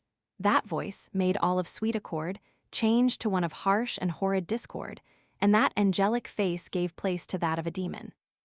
Very soon after I went to live with Mr. and Mrs. Auld, she very kindly commenced to teach me the way, see. After I had learned this, she assisted me in learning to spell words of 3 or 4 letters. Just at this point of my progress, Mr. Auld found out what was going on, and at once forbade Mrs. Auld to instruct me further, telling her, among other things, that it was unlawful as well as unsafe to teach a slave to read. To use his own words further, he said, "If you give a nigger an inch, he will take an ell. A nigger should know nothing but to obey his master, to do as he is told to do. Learning would spoil the best nigger in the world. Now," said he, "if you teach that nigger, speaking of myself, how to read, there would be no keeping him. It would forever unfit him to be a slave. He would at once become unmanageable and of no value to his master. As to himself, it could do him no good, but a great deal of harm. It would make him discontented and unhappy." These words sank deep into my heart, stirred up sentiments within that lay slumbering, and called into existence an entirely new train of thought. It was a new and special revelation, explaining dark and mysterious things, with which my youthful understanding had struggled, but struggled in vain. I now understood what had been to me a most perplexing difficulty, to wit, the white man's power to enslave the black man. It was a grand achievement, and I prized it highly. From that moment, I understood the pathway from slavery to freedom. It was just what I wanted, and I got it at a time when I the least expected it. Whilst I was saddened by the thought of losing the aid of my kind mistress, I was gladdened by the invaluable instruction which, by the merest accident, I had gained from my master. Though conscious of the difficulty of learning without a teacher, I set out with high hope and a fixed purpose, at whatever cost of trouble, to learn how to read. The very decided manner with which he spoke, and strove to impress his wife with the evil consequences of giving me instruction, served to convince me that he was deeply sensible of the truths he was uttering. It gave me the best assurance that I might rely with the utmost confidence on the results which, he said, would flow from teaching me to read. What he most dreaded, that I most desired. What he most loved, that I most hated. That which to him was a great evil to be carefully shunned, was to me a great good to be diligently sought. And the argument which he so warmly urged against my learning to read only served to inspire me with a desire and determination to learn. In learning to read, I owe almost as much to the bitter opposition of my master as to the kindly aid of my mistress. I acknowledge the benefit of both. I had resided but a short time in Baltimore before I observed a marked difference in the treatment of slaves from that which I had witnessed in the country. A city slave is almost a freeman, compared with a slave on the plantation. He is much better fed and clothed, and enjoys privileges altogether unknown to the slave on the plantation. There is a vestige of decency, a sense of shame, that does much to curb and check those outbreaks of atrocious cruelty so commonly enacted upon the plantation. He is a desperate slaveholder, who will shock the humanity of his non-slaveholding neighbors with the cries of his lacerated slave. Few are willing to incur the odium attaching to the reputation of being a cruel master, and above all things, they would not be known as not giving a slave enough to eat. Every city slaveholder is anxious to have it known of him that he feeds his slaves well, and it is due to them to say that most of them do give their slaves enough to eat. There are, however, some painful exceptions to this rule. Directly opposite to us on Philpott Street lived Mr. Thomas Hamilton. He owned 2 slaves. Their names were Henrietta and Mary. Henrietta was about 22 years of age, Mary was about 14, and of all the mangled and emaciated creatures I ever looked upon, these 2 were the most so. His heart must be harder than stone that could look upon these unmoved. The head, neck, and shoulders of Mary were literally cut to pieces. I have frequently felt her head, and found it nearly covered with festering sores, caused by the lash of her cruel mistress. I do not know that her master ever whipped her, but I have been an eyewitness to the cruelty of Mrs. Hamilton. I used to be in Mr. Hamilton's house nearly every day. Mrs. Hamilton used to sit in a large chair in the middle of the room, with a heavy cowskin always by her side, and scarce an hour passed during the day but was marked by the blood of one of these slaves. The girls seldom passed her without her saying, "Move faster, you black gyp," at the same time giving them a blow with the cowskin over the head or shoulders, often drawing the blood. She would then say, "Take that, you black gyp," continuing, "If you don't move faster, I'll move you." Added to the cruel lashings to which these slaves were subjected, they were kept nearly half-starved. They seldom knew what it was to eat a full meal. I have seen Mary contending with the pigs for the offal thrown into the street. So much was Mary kicked and cut to pieces, that she was oftener called pecked than by her name.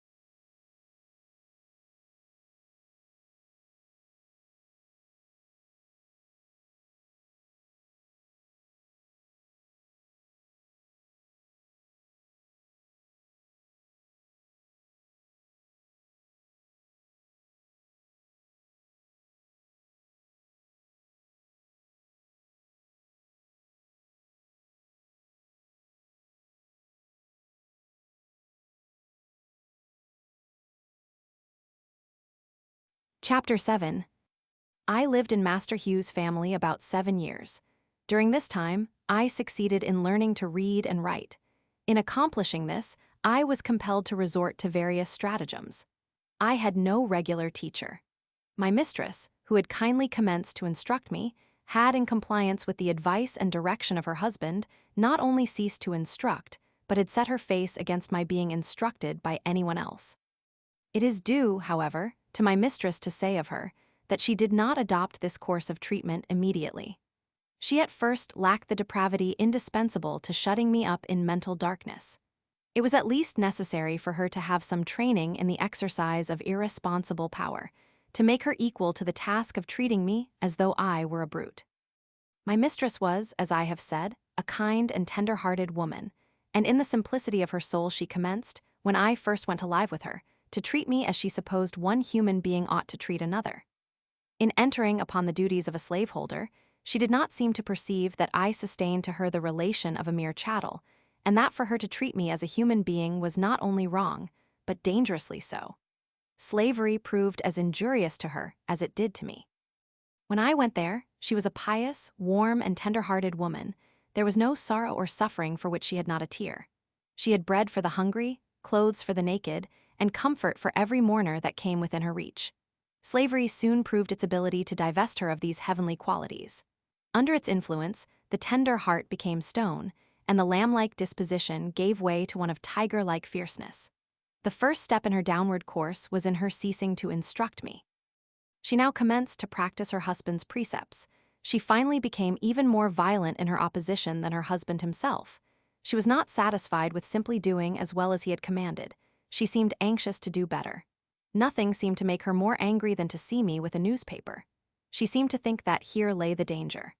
I have had her rush at me with a face made all up of fury, and snatch from me a newspaper in a manner that fully revealed her apprehension. She was an apt woman, and a little experience soon demonstrated, to her satisfaction, that education and slavery were incompatible with each other. From this time I was most narrowly watched. If I was in a separate room any considerable length of time, I was sure to be suspected of having a book, and was at once called to give an account of myself. All this, however, was too late. The first step had been taken. Mistress, in teaching me the alphabet, had given me the inch, and no precaution could prevent me from taking the L. The plan which I adopted, and the one by which I was most successful, was that of making friends of all the little white boys whom I met in the street. As many of these as I could, I converted into teachers. With their kindly aid, obtained at different times and in different places, I finally succeeded in learning to read. When I was sent of errands, I always took my book with me, and by going one part of my errand quickly, I found time to get a lesson before my return.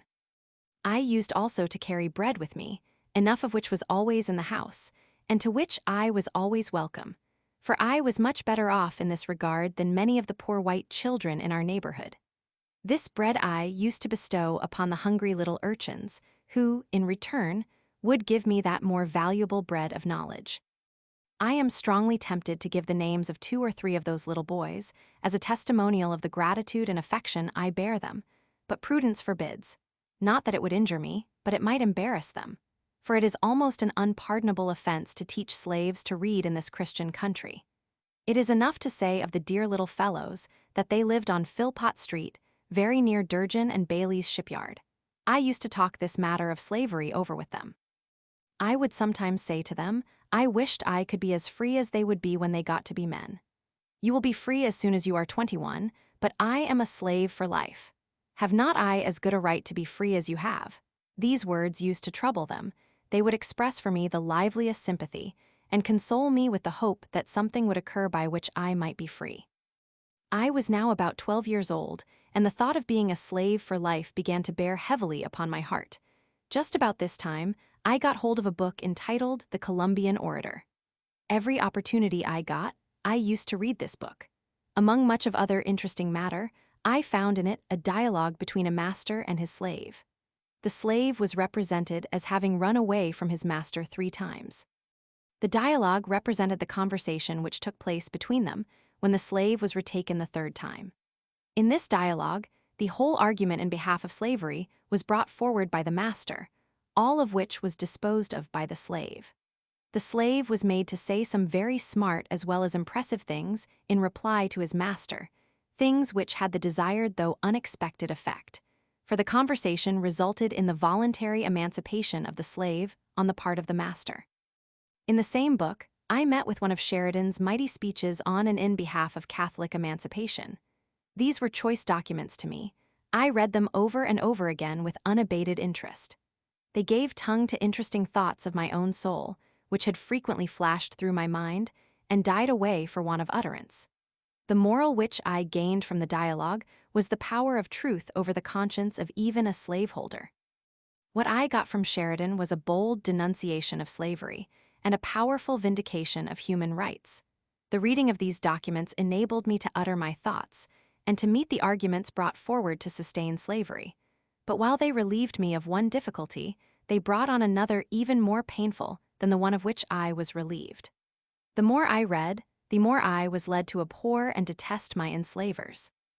I could regard them in no other light than a band of successful robbers who had left their homes and gone to Africa and stolen us from our homes, and in a strange land reduced us to slavery.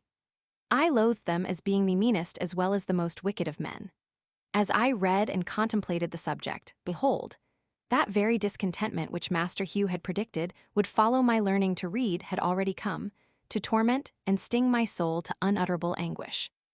As I writhed under it, I would at times feel that learning to read had been a curse rather than a blessing. It had given me a view of my wretched condition, without the remedy. It opened my eyes to the horrible pit, but to no ladder upon which to get out.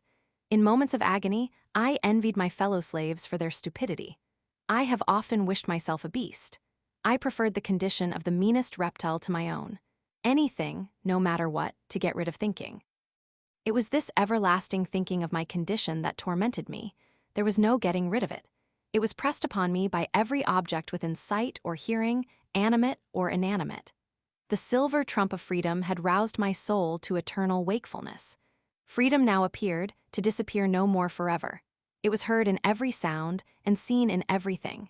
It was ever present to torment me with a sense of my wretched condition. I saw nothing without seeing it, I heard nothing without hearing it, and felt nothing without feeling it. It looked from every star, it smiled in every calm, breathed in every wind, and moved in every storm. I often found myself regretting my own existence and wishing myself dead, and but for the hope of being free, I have no doubt but that I should have killed myself, or done something for which I should have been killed. While in this state of mind, I was eager to hear any one speak of slavery. I was a ready listener. Every little while, I could hear something about the abolitionists. It was some time before I found what the word meant. It was always used in such connections as to make it an interesting word to me. If a slave ran away and succeeded in getting clear, or if a slave killed his master, set fire to a barn, or did anything very wrong in the mind of a slaveholder, it was spoken of as the fruit of abolition. Hearing the word in this connection very often, I set about learning what it meant. The dictionary afforded me little or no help. I found it was the act of abolishing, but then I did not know what was to be abolished. Here I was perplexed. I did not dare to ask anyone about its meaning, for I was satisfied that it was something they wanted me to know very little about. After a patient waiting, I got one of our city papers, containing an account of the number of petitions from the North, praying for the abolition of slavery in the District of Columbia and of the slave trade between the states. From this time, I understood the words abolition and abolitionist, and always drew near when that word was spoken, expecting to hear something of importance to myself and fellow slaves. The light broke in upon me by degrees. I went one day down on the wharf of Mr. Waters, and seeing 2 Irishmen unloading a scow of stone, I went unasked and helped them. When we had finished, one of them came to me and asked me if I were a slave. I told him I was. He asked, "Are ye a slave for life?" I told him that I was. The good Irishman seemed to be deeply affected by the statement.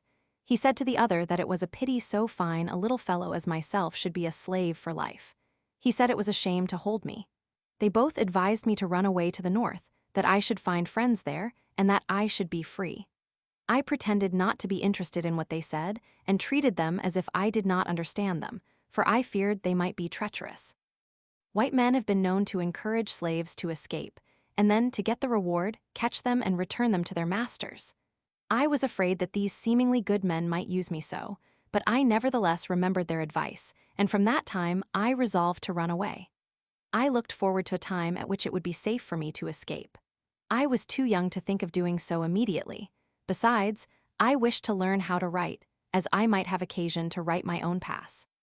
I consoled myself with the hope that I should one day find a good chance. Meanwhile, I would learn to write. The idea as to how I might learn to write was suggested to me by being in Durgin and Bailey's shipyard, and frequently seeing the ship carpenters, after hewing, and getting a piece of timber ready for use, write on the timber the name of that part of the ship for which it was intended. When a piece of timber was intended for the larboard side, it would be marked thus, L. When a piece was for the starboard side, it would be marked thus, S.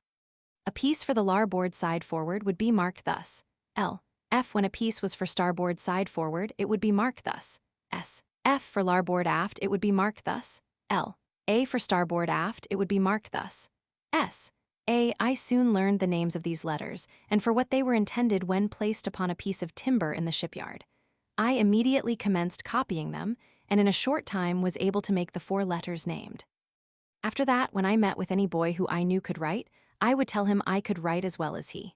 The next word would be, "I don't believe you, let me see you try it." I would then make the letters which I had been so fortunate as to learn, and ask him to beat that. In this way I got a good many lessons in writing, which it is quite possible I should never have gotten in any other way. During this time, my copybook was the board fence, brick wall, and pavement. My pen and ink was a lump of chalk. With these, I learned mainly how to write. I then commenced and continued copying the italics in Webster's spelling book, until I could make them all without looking on the book.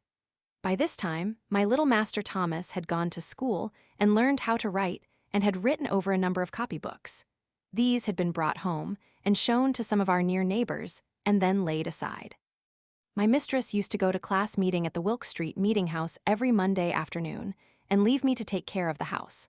When left thus, I used to spend the time in writing in the spaces left in Master Thomas's copybook, copying what he had written. I continued to do this until I could write a hand very similar to that of Master Thomas. Thus, after a long, tedious effort for years, I finally succeeded in learning how to write.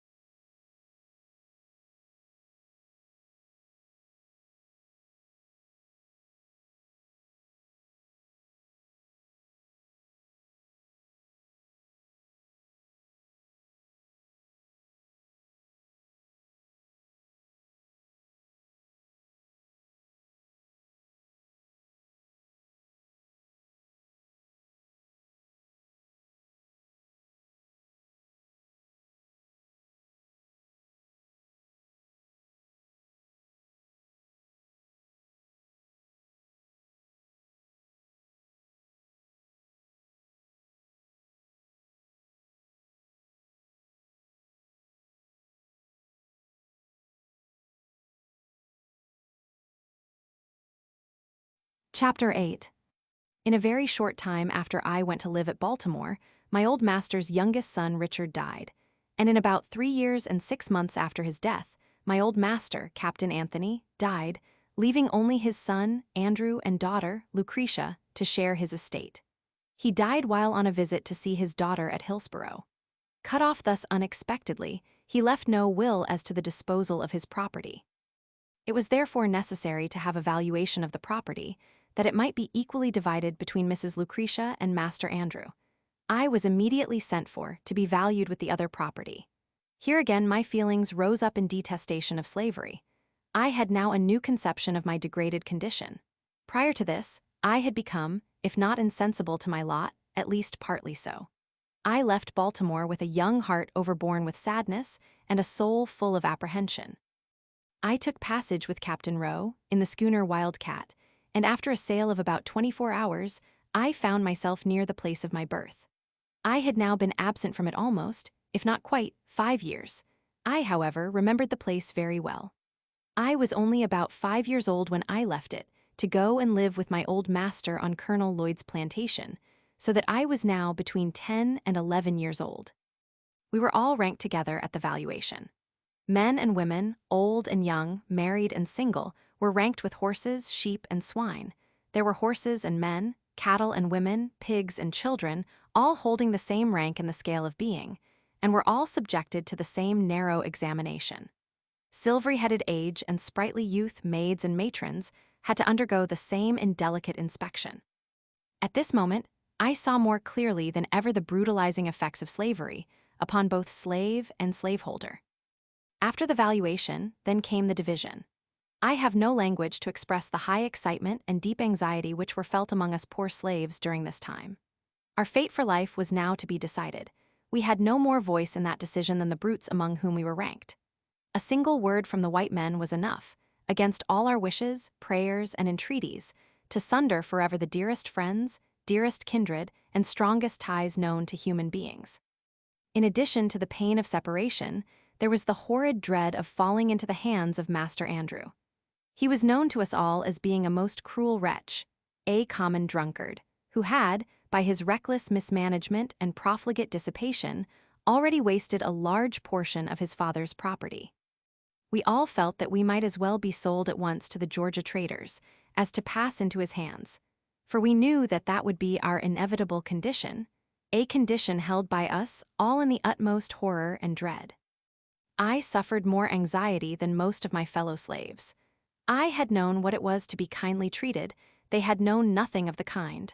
They had seen little or nothing of the world. They were in very deed men and women of sorrow, and acquainted with grief. Their backs had been made familiar with the bloody lash, so that they had become callous. Mine was yet tender. For while at Baltimore I got few whippings, and few slaves could boast of a kinder master and mistress than myself. And the thought of passing out of their hands into those of Master Andrew, a man who, but a few days before, to give me a sample of his bloody disposition, took my little brother by the throat, threw him on the ground, and with the heel of his boot stamped upon his head till the blood gushed from his nose and ears, was well calculated to make me anxious as to my fate. After he had committed this savage outrage upon my brother, he turned to me and said that was the way he meant to serve me one of these days, meaning, I suppose, when I came into his possession. Thanks to a kind providence, I fell to the portion of Mrs. Lucretia and was sent immediately back to Baltimore to live again in the family of Master Hugh. Their joy at my return equaled their sorrow at my departure. It was a glad day to me. I had escaped a worse than lion's jaws. I was absent from Baltimore for the purpose of valuation and division just about 1 month, and it seemed to have been 6. Very soon after my return to Baltimore, my mistress, Lucretia, died, leaving her husband and 1 child, Amanda, and in a very short time after her death, Master Andrew died. Now all the property of my old master, slaves included, was in the hands of strangers who had had nothing to do with accumulating it. Not a slave was left free. All remained slaves, from the youngest to the oldest. If any one thing in my experience, more than another, served to deepen my conviction of the infernal character of slavery, and to fill me with unutterable loathing of slaveholders, it was their base ingratitude to my poor old grandmother. She had served my old master faithfully from youth to old age. She had been the source of all his wealth. She had peopled his plantation with slaves. She had become a great-grandmother in his service. She had rocked him in infancy, attended him in childhood, served him through life, and at his death wiped from his icy brow the cold death sweat and closed his eyes forever.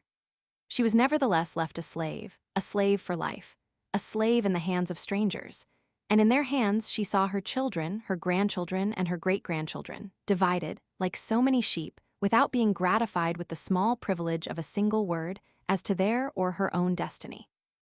And to cap the climax of their base ingratitude and fiendish barbarity, my grandmother, who was now very old, having outlived my old master and all his children, having seen the beginning and end of all of them, and her present owners finding she was of but little value, her frame already racked with the pains of old age, and complete helplessness fast stealing over her once active limbs, they took her to the woods, built her a little hut, put up a little mud chimney, and then made her welcome to the privilege of supporting herself there in perfect loneliness, thus virtually turning her out to die.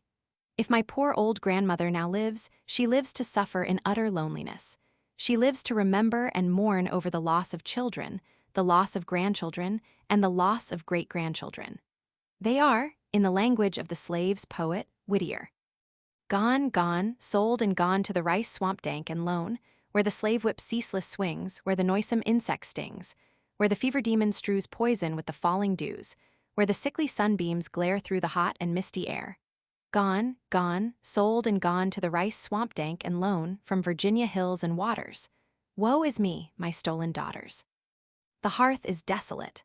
The children, the unconscious children who once sang and danced in her presence, are gone. She gropes her way, in the darkness of age, for a drink of water. Instead of the voices of her children, she hears by day the moans of the dove, and by night the screams of the hideous owl. All is gloom. The grave is at the door. And now, when weighed down by the pains and aches of old age, when the head inclines to the feet, when the beginning and ending of human existence meet, and helpless infancy and painful old age combine together.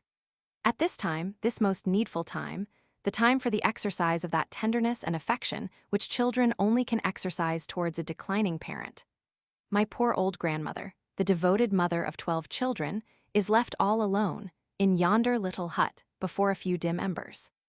She stands, she sits, she staggers, she falls, she groans, she dies, and there are none of her children or grandchildren present to wipe from her wrinkled brow the cold sweat of death, or to place beneath the sod her fallen remains. Will not a righteous God visit for these things? In about 2 years after the death of Mrs. Lucretia, Master Thomas married his second wife. Her name was Rowena Hamilton. She was the eldest daughter of Mr. William Hamilton. Master now lived in St. Michael's. Not long after his marriage, a misunderstanding took place between himself and Master Hugh, and as a means of punishing his brother, he took me from him to live with himself at St. Michael's. Here I underwent another most painful separation. It, however, was not so severe as the one I dreaded at the division of property, for, during this interval, a great change had taken place in Master Hugh and his once kind and affectionate wife. The influence of brandy upon him, and of slavery upon her, had effected a disastrous change in the characters of both, so that, as far as they were concerned, I thought I had little to lose by the change. But it was not to them that I was attached. It was to those little Baltimore boys that I felt the strongest attachment. I had received many good lessons from them, and was still receiving them, and the thought of leaving them was painful indeed. I was leaving, too, without the hope of ever being allowed to return. Master Thomas had said he would never let me return again. The barrier betwixt himself and brother he considered impassable. I then had to regret that I did not at least make the attempt to carry out my resolution to run away. For the chances of success are tenfold greater from the city than from the country. I sailed from Baltimore for St. Michael's in the sloop Amanda, Captain Edward Dodson. On my passage, I paid particular attention to the direction which the steamboats took to go to Philadelphia. I found, instead of going down, on reaching North Point they went up the bay, in a northeasterly direction. I deemed this knowledge of the utmost importance. My determination to run away was again revived. I resolved to wait only so long as the offering of a favorable opportunity. When that came, I was determined to be off.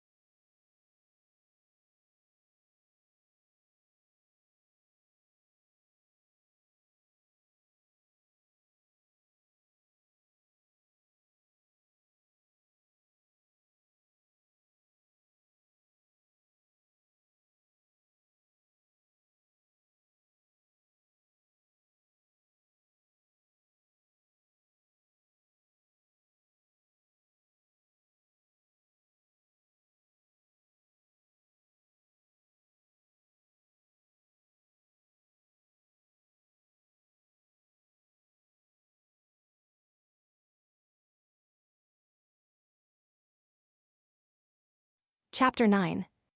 I have now reached a period of my life when I can give dates. I left Baltimore and went to live with Master Thomas Auld at St. Michael's in March 1832. It was now more than 7 years since I lived with him in the family of my old master on Colonel Lloyd's plantation. We of course were now almost entire strangers to each other.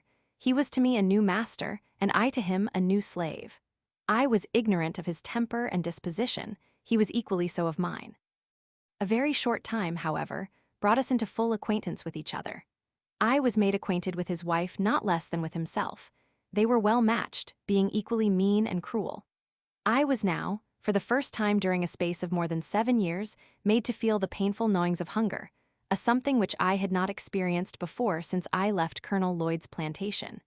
It went hard enough with me then, when I could look back to no period at which I had enjoyed a sufficiency. It was tenfold harder after living in Master Hugh's family, where I had always had enough to eat, and of that which was good. I have said Master Thomas was a mean man. He was so.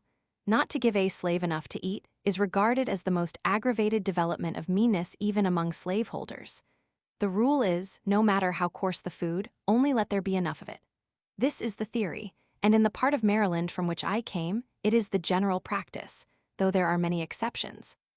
Master Thomas gave us enough of neither coarse nor fine food.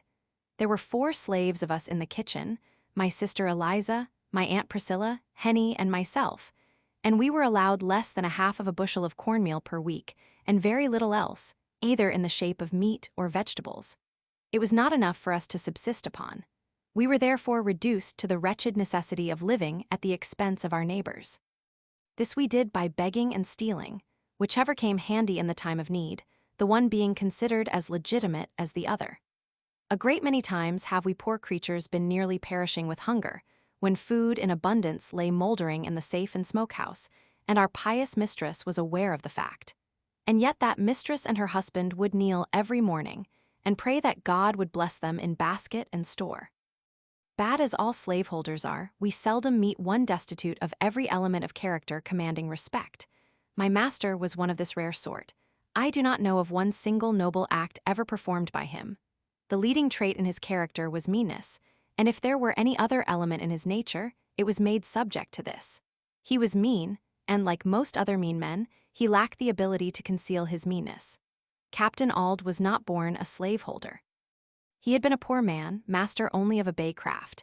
He came into possession of all his slaves by marriage, and of all men adopted slaveholders are the worst. He was cruel but cowardly. He commanded without firmness. In the enforcement of his rules, he was at times rigid and at times lax. At times, he spoke to his slaves with the firmness of Napoleon and the fury of a demon. At other times, he might well be mistaken for an inquirer who had lost his way. He did nothing of himself. He might have passed for a lion but for his ears. In all things noble which he attempted, his own meanness shone most conspicuous. His airs, words, and actions were the airs, words, and actions of born slaveholders, and, being assumed, were awkward enough. He was not even a good imitator. He possessed all the disposition to deceive, but wanted the power. Having no resources within himself, he was compelled to be the copyist of many, and being such, he was forever the victim of inconsistency. And of consequence, he was an object of contempt, and was held as such even by his slaves. The luxury of having slaves of his own to wait upon him was something new and unprepared for. He was a slaveholder without the ability to hold slaves. He found himself incapable of managing his slaves either by force, fear, or fraud. We seldom called him master. We generally called him Captain Auld, and were hardly disposed to title him at all. I doubt not that our conduct had much to do with making him appear awkward and of consequence fretful. Our want of reverence for him must have perplexed him greatly. He wished to have us call him master, but lacked the firmness necessary to command us to do so. His wife used to insist upon our calling him so, but to no purpose. In August 1832, my master attended a Methodist camp meeting held in the Bayside, Talbot County, and their experienced religion. I indulged a faint hope that his conversion would lead him to emancipate his slaves, and that, if he did not do this, it would, at any rate, make him more kind and humane. I was disappointed in both these respects. It neither made him to be humane to his slaves, nor to emancipate them. If it had any effect on his character, it made him more cruel and hateful in all his ways, for I believe him to have been a much worse man after his conversion than before. Prior to his conversion, he relied upon his own depravity to shield and sustain him in his savage barbarity, but after his conversion, he found religious sanction and support for his slave-holding cruelty. He made the greatest pretensions to piety. His house was the house of prayer. He prayed morning, noon, and night. He very soon distinguished himself among his brethren and was soon made a class leader and exhorter. His activity in revivals was great, and he proved himself an instrument in the hands of the church in converting many souls. His house was the preacher's home. They used to take great pleasure in coming there to put up, for while he starved us, he stuffed them. We have had 3 or 4 preachers there at a time. The names of those who used to come most frequently while I lived there were Mr. Storks, Mr. Urey, Mr. Humphrey, and Mr. Hickey. I have also seen Mr. George Cookman at our house. We slaves loved Mr. Cookman. We believed him to be a good man. We thought him instrumental in getting Mr. Samuel Harrison, a very rich slaveholder, to emancipate his slaves, and by some means got the impression that he was laboring to effect the emancipation of all the slaves. When he was at our house, we were sure to be called in to prayers. When the others were there, we were sometimes called in and sometimes not. Mr. Cookman took more notice of us than either of the other ministers. He could not come among us without betraying his sympathy for us, and, stupid as we were, we had the sagacity to see it. While I lived with my master in St. Michael's, there was a white young man, a Mr. Wilson, who proposed to keep a Sabbath school for the instruction of such slaves as might be disposed to learn to read the New Testament. We met but 3 times, when Mr. West and Mr. Fairbanks, both class leaders, with many others, came upon us with sticks and other missiles, drove us off, and forbade us to meet again. Thus ended our little Sabbath school in the pious town of St. Michael's. I have said my master found religious sanction for his cruelty. As an example, I will state one of many facts going to prove the charge. I have seen him tie up a lame young woman and whip her with a heavy cowskin upon her naked shoulders, causing the warm red blood to drip, and, in justification of the bloody deed, he would quote this passage of Scripture: "He that knoweth his master's will, and doeth it not, shall be beaten with many stripes." Master would keep this lacerated young woman tied up in this horrid situation 4 or 5 hours at a time. I have known him to tie her up early in the morning and whip her before breakfast, leave her, go to his store, return at dinner, and whip her again, cutting her in the places already made raw with his cruel lash. The secret of Master's cruelty toward Henny is found in the fact of her being almost helpless. When quite a child, she fell into the fire and burned herself horribly. Her hands were so burnt that she never got the use of them. She could do very little but bear heavy burdens. She was to Master a bill of expense, and as he was a mean man, she was a constant offense to him. He seemed desirous of getting the poor girl out of existence. He gave her away once to his sister, but being a poor gift, she was not disposed to keep her. Finally, my benevolent master, to use his own words, set her adrift to take care of herself. Here was a recently converted man, holding on upon the mother, and at the same time turning out her helpless child to starve and die. Master Thomas was one of the many pious slaveholders who hold slaves for the very charitable purpose of taking care of them. My master and myself had quite a number of differences. He found me unsuitable to his purpose. My city life, he said, had had a very pernicious effect upon me. It had almost ruined me for every good purpose and fitted me for everything which was bad. One of my greatest faults was that of letting his horse run away and go down to his father-in-law's farm, which was about 5 miles from St. Michael's. I would then have to go after it. My reason for this kind of carelessness or carefulness was that I could always get something to eat when I went there. Master William Hamilton, my master's father-in-law, always gave his slaves enough to eat. I never left there hungry, no matter how great the need of my speedy return. Master Thomas at length said he would stand it no longer. I had lived with him 9 months, during which time he had given me a number of severe whippings, all to no good purpose. He resolved to put me out, as he said, to be broken, and for this purpose he let me for 1 year to a man named Edward Covey. Mr. Covey was a poor man, a farm renter. He rented the place upon which he lived, as also the hands with which he tilled it.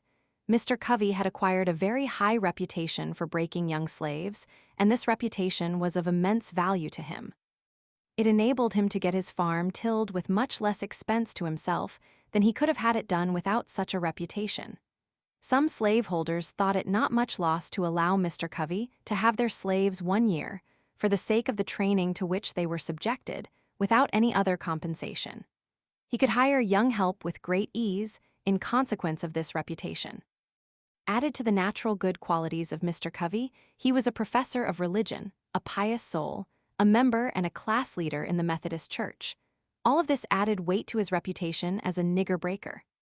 I was aware of all the facts, having been made acquainted with them by a young man who had lived there. I nevertheless made the change gladly, for I was sure of getting enough to eat, which is not the smallest consideration to a hungry man.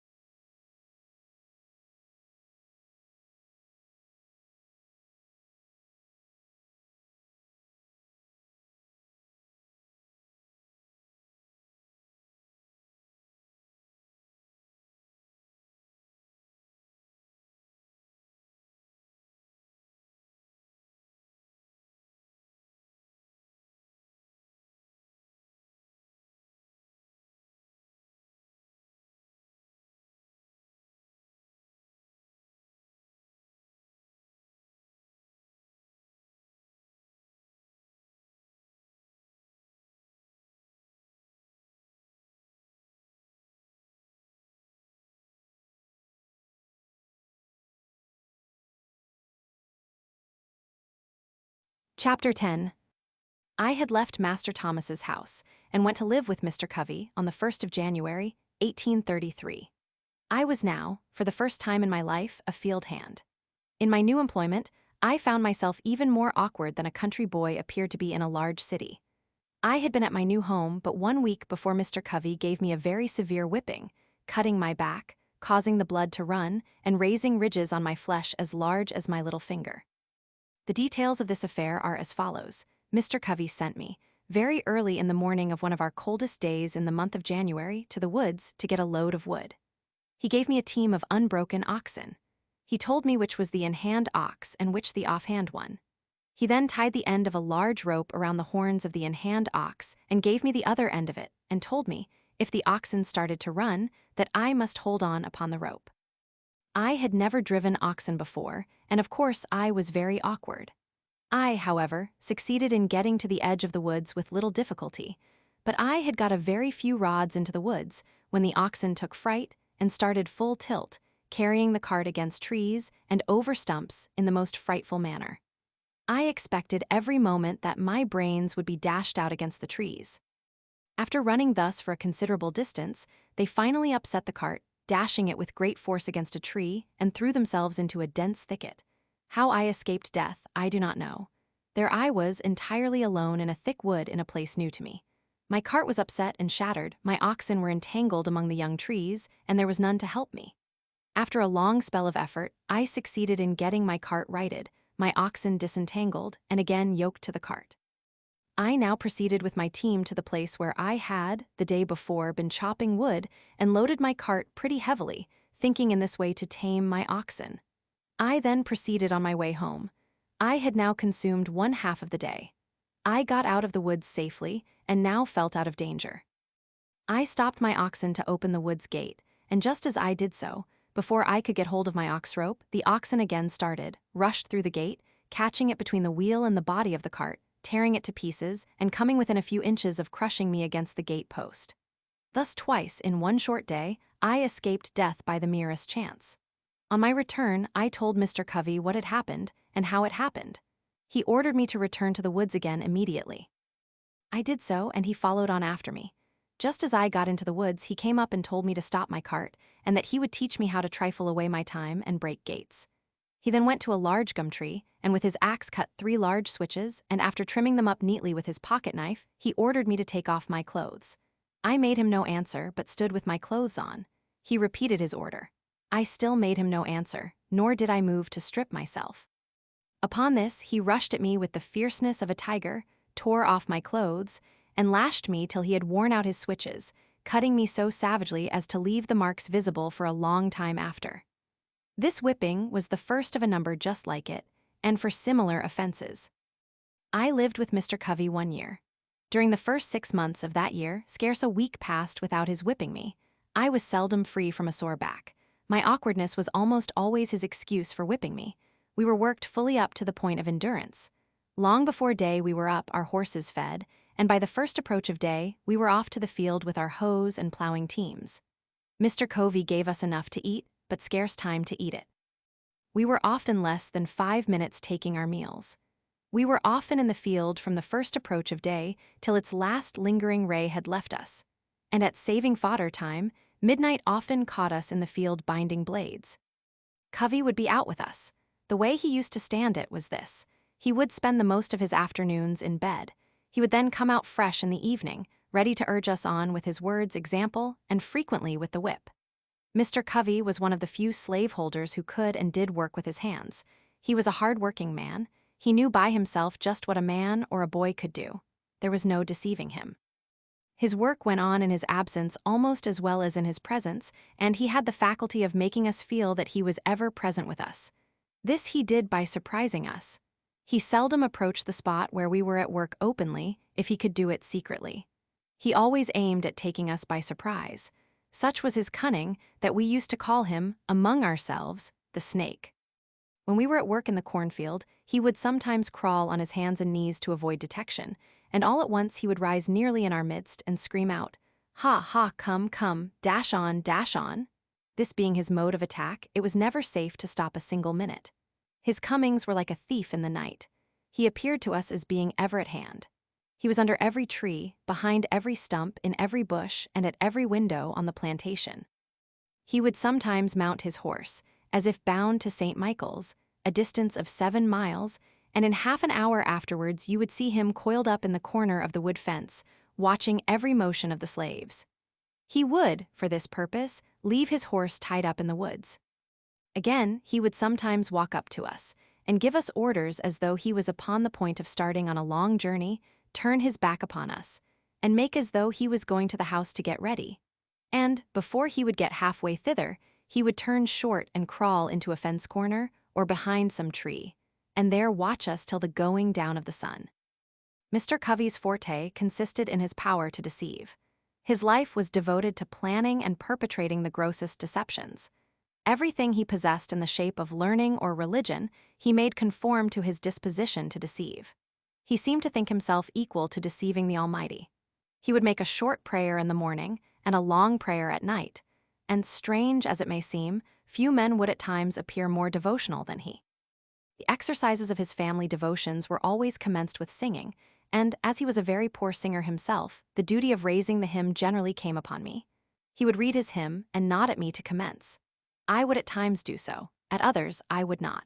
My noncompliance would almost always produce much confusion. To show himself independent of me, he would start and stagger through with his hymn in the most discordant manner. In this state of mind, he prayed with more than ordinary spirit. Poor man, such was his disposition, and success at deceiving, I do verily believe that he sometimes deceived himself into the solemn belief that he was a sincere worshipper of the Most High God. And this, too, at a time when he may be said to have been guilty of compelling his woman slave to commit the sin of adultery. The facts in the case are these. Mr. Covey was a poor man. He was just commencing in life. He was only able to buy one slave, and shocking as is the fact, he bought her, as he said, for a breeder. This woman was named Caroline. Mr. Covey bought her from Mr. Thomas Lowe, about 6 miles from St. Michael's. She was a large, able-bodied woman, about 20 years old. She had already given birth to one child, which proved her to be just what he wanted. After buying her, he hired a married man of Mr. Samuel Harrison to live with him 1 year, and him he used to fasten up with her every night. The result was that at the end of the year, the miserable woman gave birth to twins. At this result, Mr. Covey seemed to be highly pleased, both with the man and the wretched woman. Such was his joy, and that of his wife, that nothing they could do for Caroline during her confinement was too good or too hard to be done. The children were regarded as being quite an addition to his wealth. If at any one time of my life more than another, I was made to drink the bitterest dregs of slavery, that time was during the first 6 months of my stay with Mr. Covey. We were worked in all weathers. It was never too hot or too cold. It could never rain, blow, hail, or snow, too hard for us to work in the field. Work, work, work was scarcely more the order of the day than of the night. The longest days were too short for him, and the shortest nights too long for him. I was somewhat unmanageable when I first went there, but a few months of this discipline tamed me. Mr. Covey succeeded in breaking me. I was broken in body, soul, and spirit. My natural elasticity was crushed, my intellect languished, the disposition to read departed, the cheerful spark that lingered about my eye died, the dark night of slavery closed in upon me, and behold a man transformed into a brute. Sunday was my only leisure time. I spent this in a sort of beast-like stupor, between sleep and wake under some large tree. At times I would rise up, a flash of energetic freedom would dart through my soul, accompanied with a faint beam of hope that flickered for a moment and then vanished. I sank down again, mourning over my wretched condition. I was sometimes prompted to take my life, and that of Covey, but was prevented by a combination of hope and fear.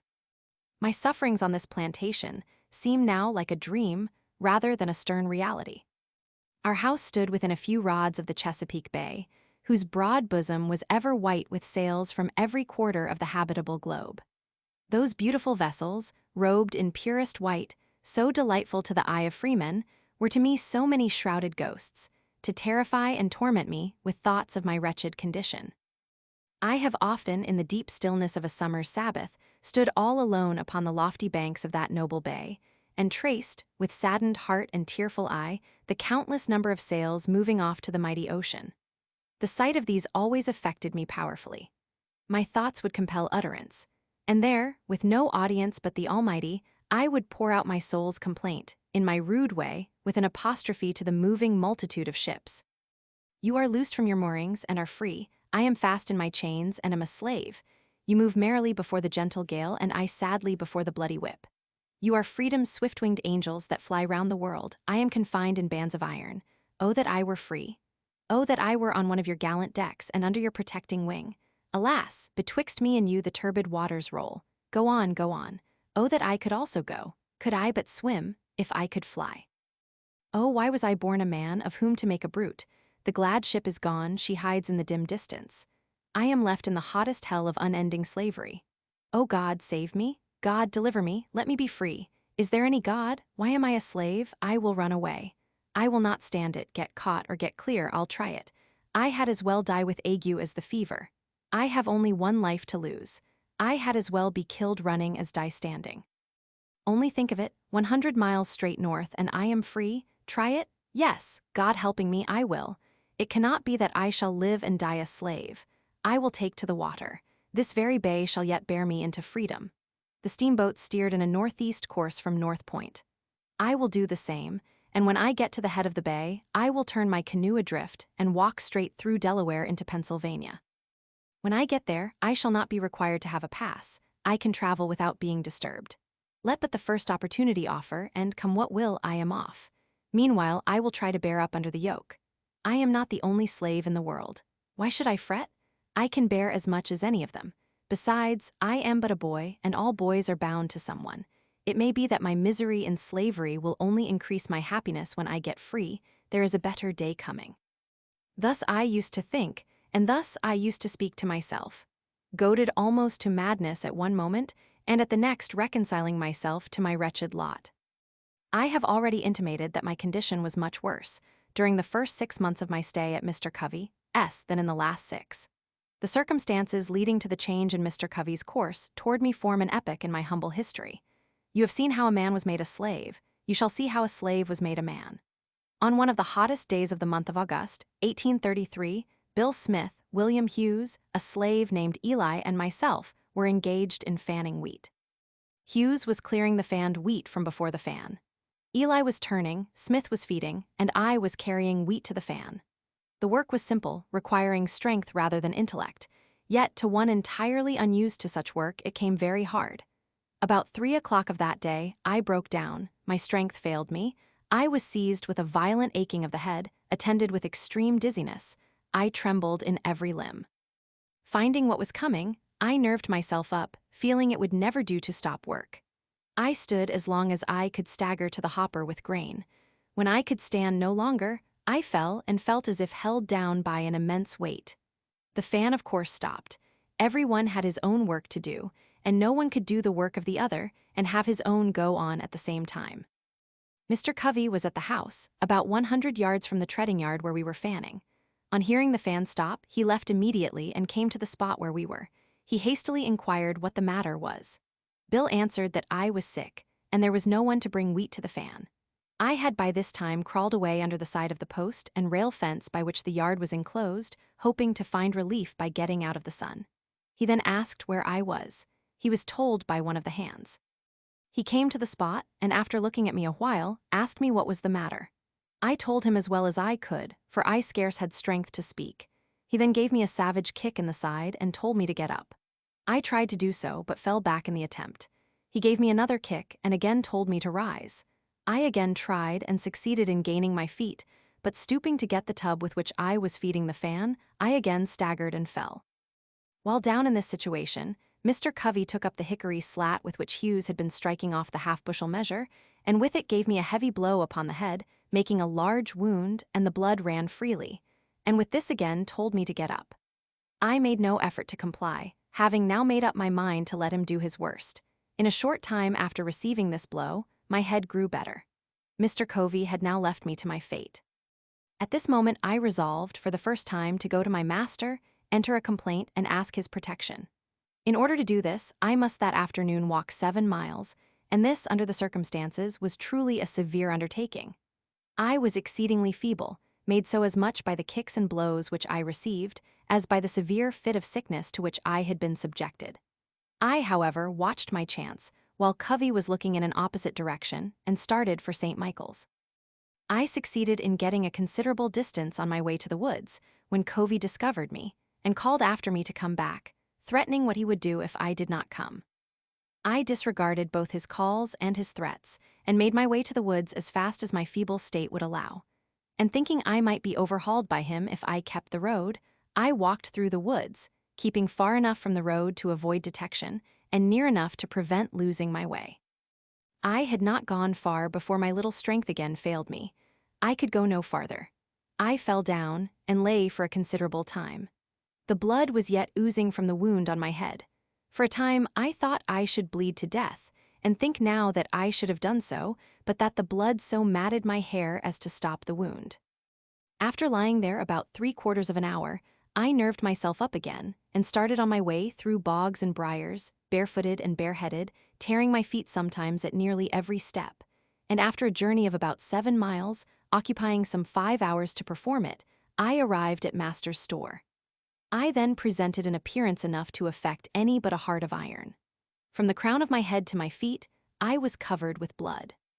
My hair was all clotted with dust and blood, my shirt was stiff with blood. I suppose I looked like a man who had escaped a den of wild beasts and barely escaped them. In this state I appeared before my master, humbly entreating him to interpose his authority for my protection. I told him all the circumstances as well as I could, and it seemed, as I spoke, at times to affect him. He would then walk the floor and seek to justify Covey by saying he expected I deserved it. He asked me what I wanted. I told him to let me get a new home, that as sure as I lived with Mr. Covey again, I should live with but to die with him, that Covey would surely kill me, he was in a fair way for it. Master Thomas ridiculed the idea that there was any danger of Mr. Covey's killing me, and said that he knew Mr. Covey, that he was a good man, and that he could not think of taking me from him.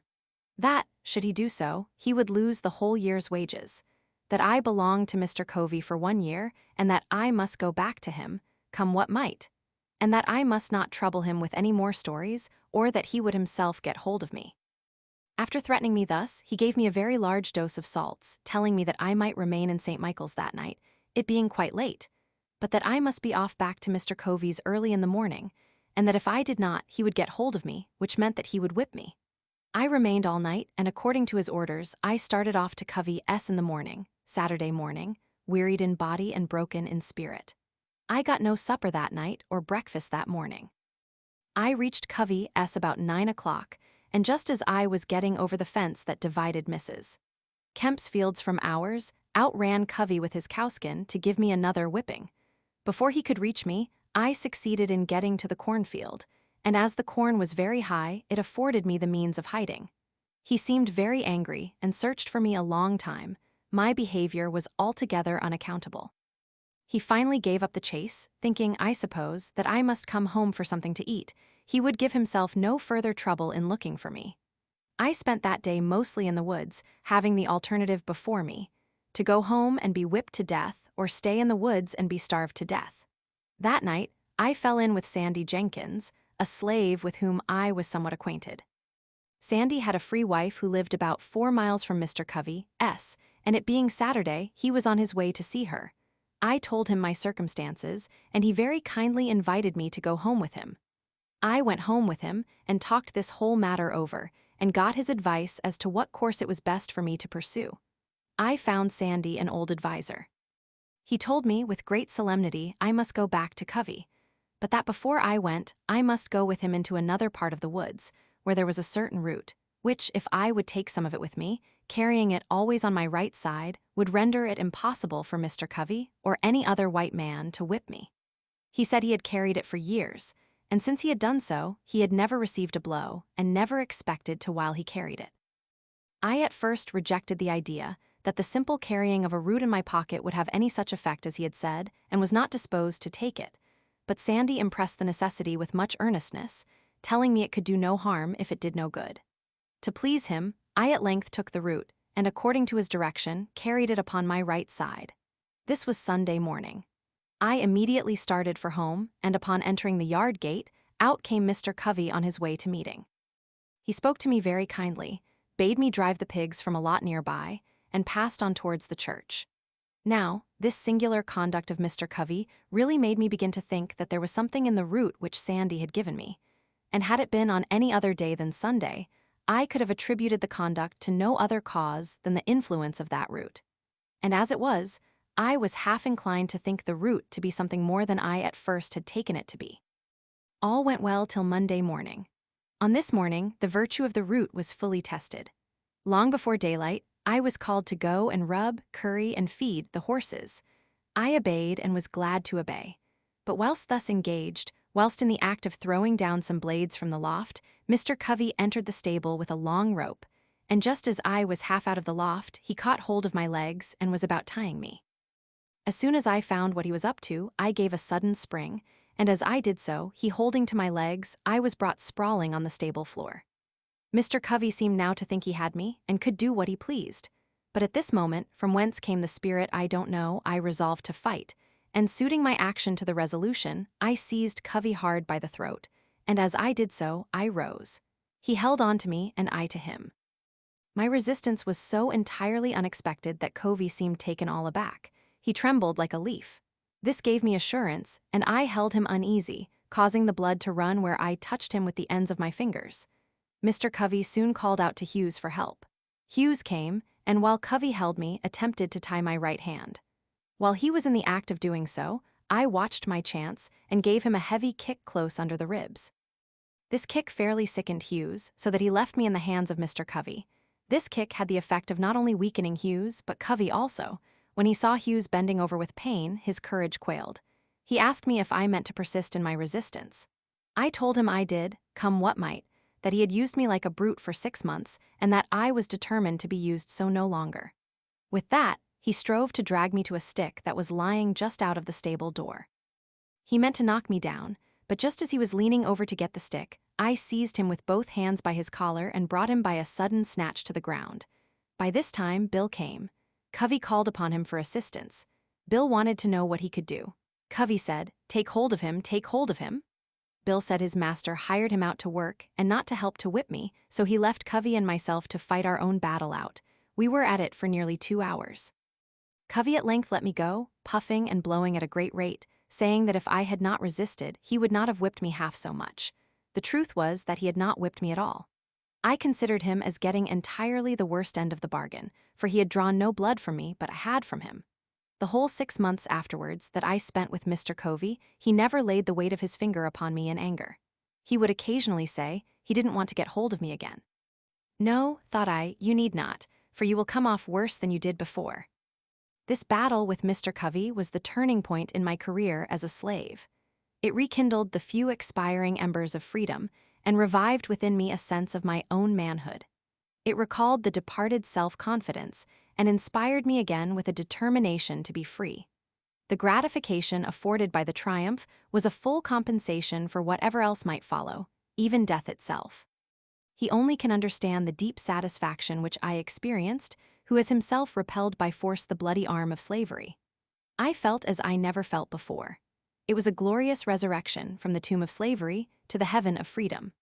My long-crushed spirit rose, cowardice departed, bold defiance took its place, and I now resolved that, however long I might remain a slave in form, the day had passed forever when I could be a slave in fact.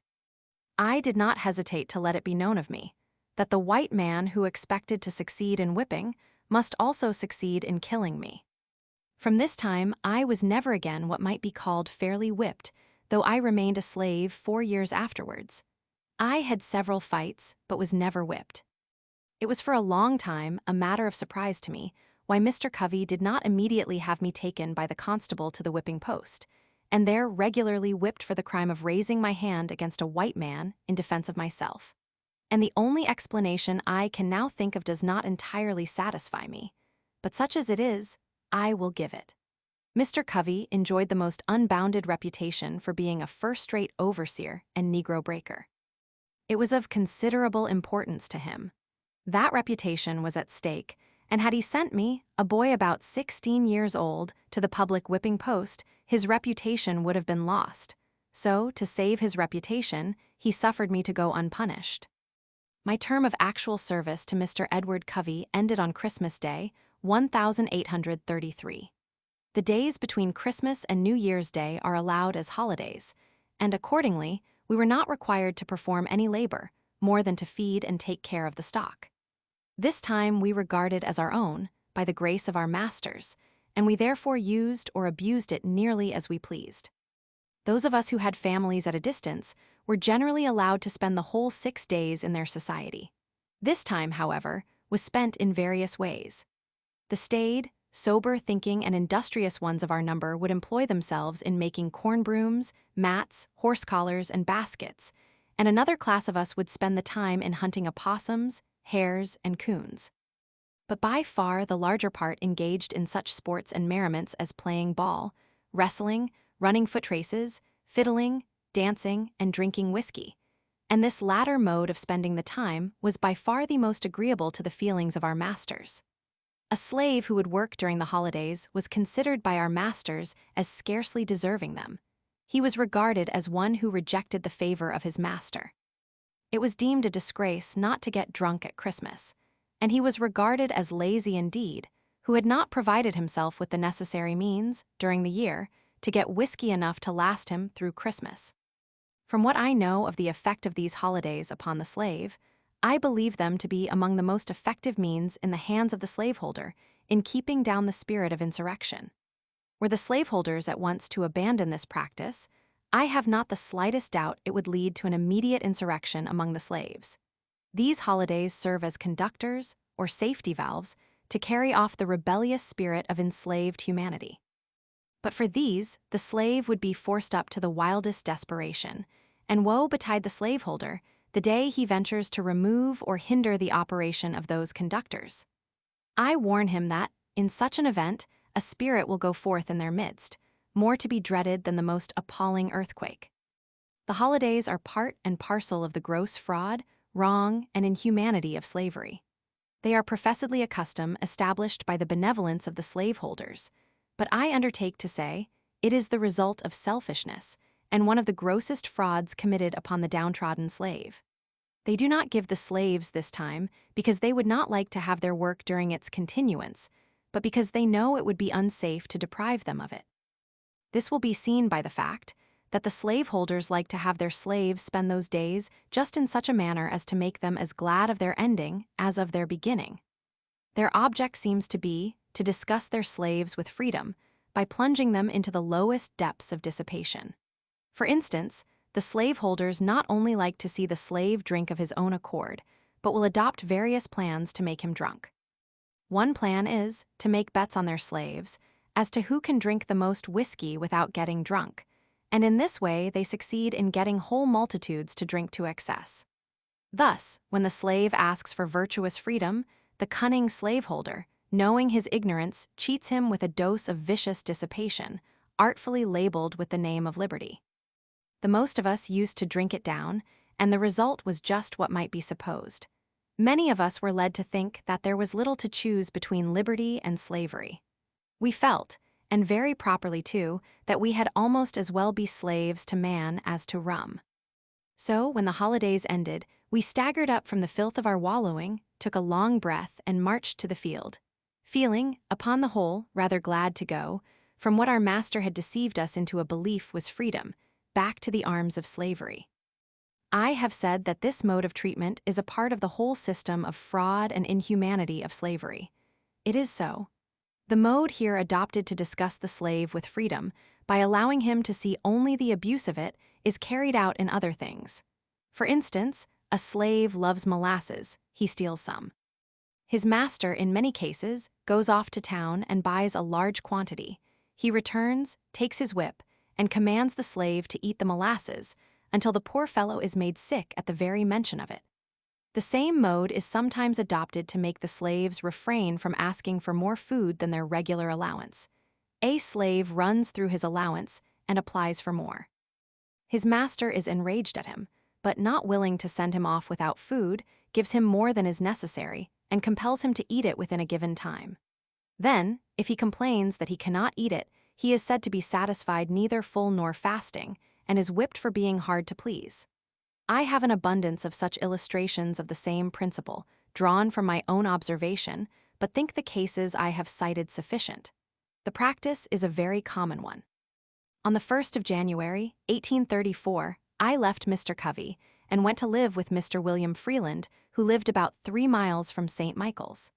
I soon found Mr. Freeland a very different man from Mr. Covey. Though not rich, he was what would be called an educated Southern gentleman. Mr. Covey, as I have shown, was a well-trained Negro breaker and slave driver.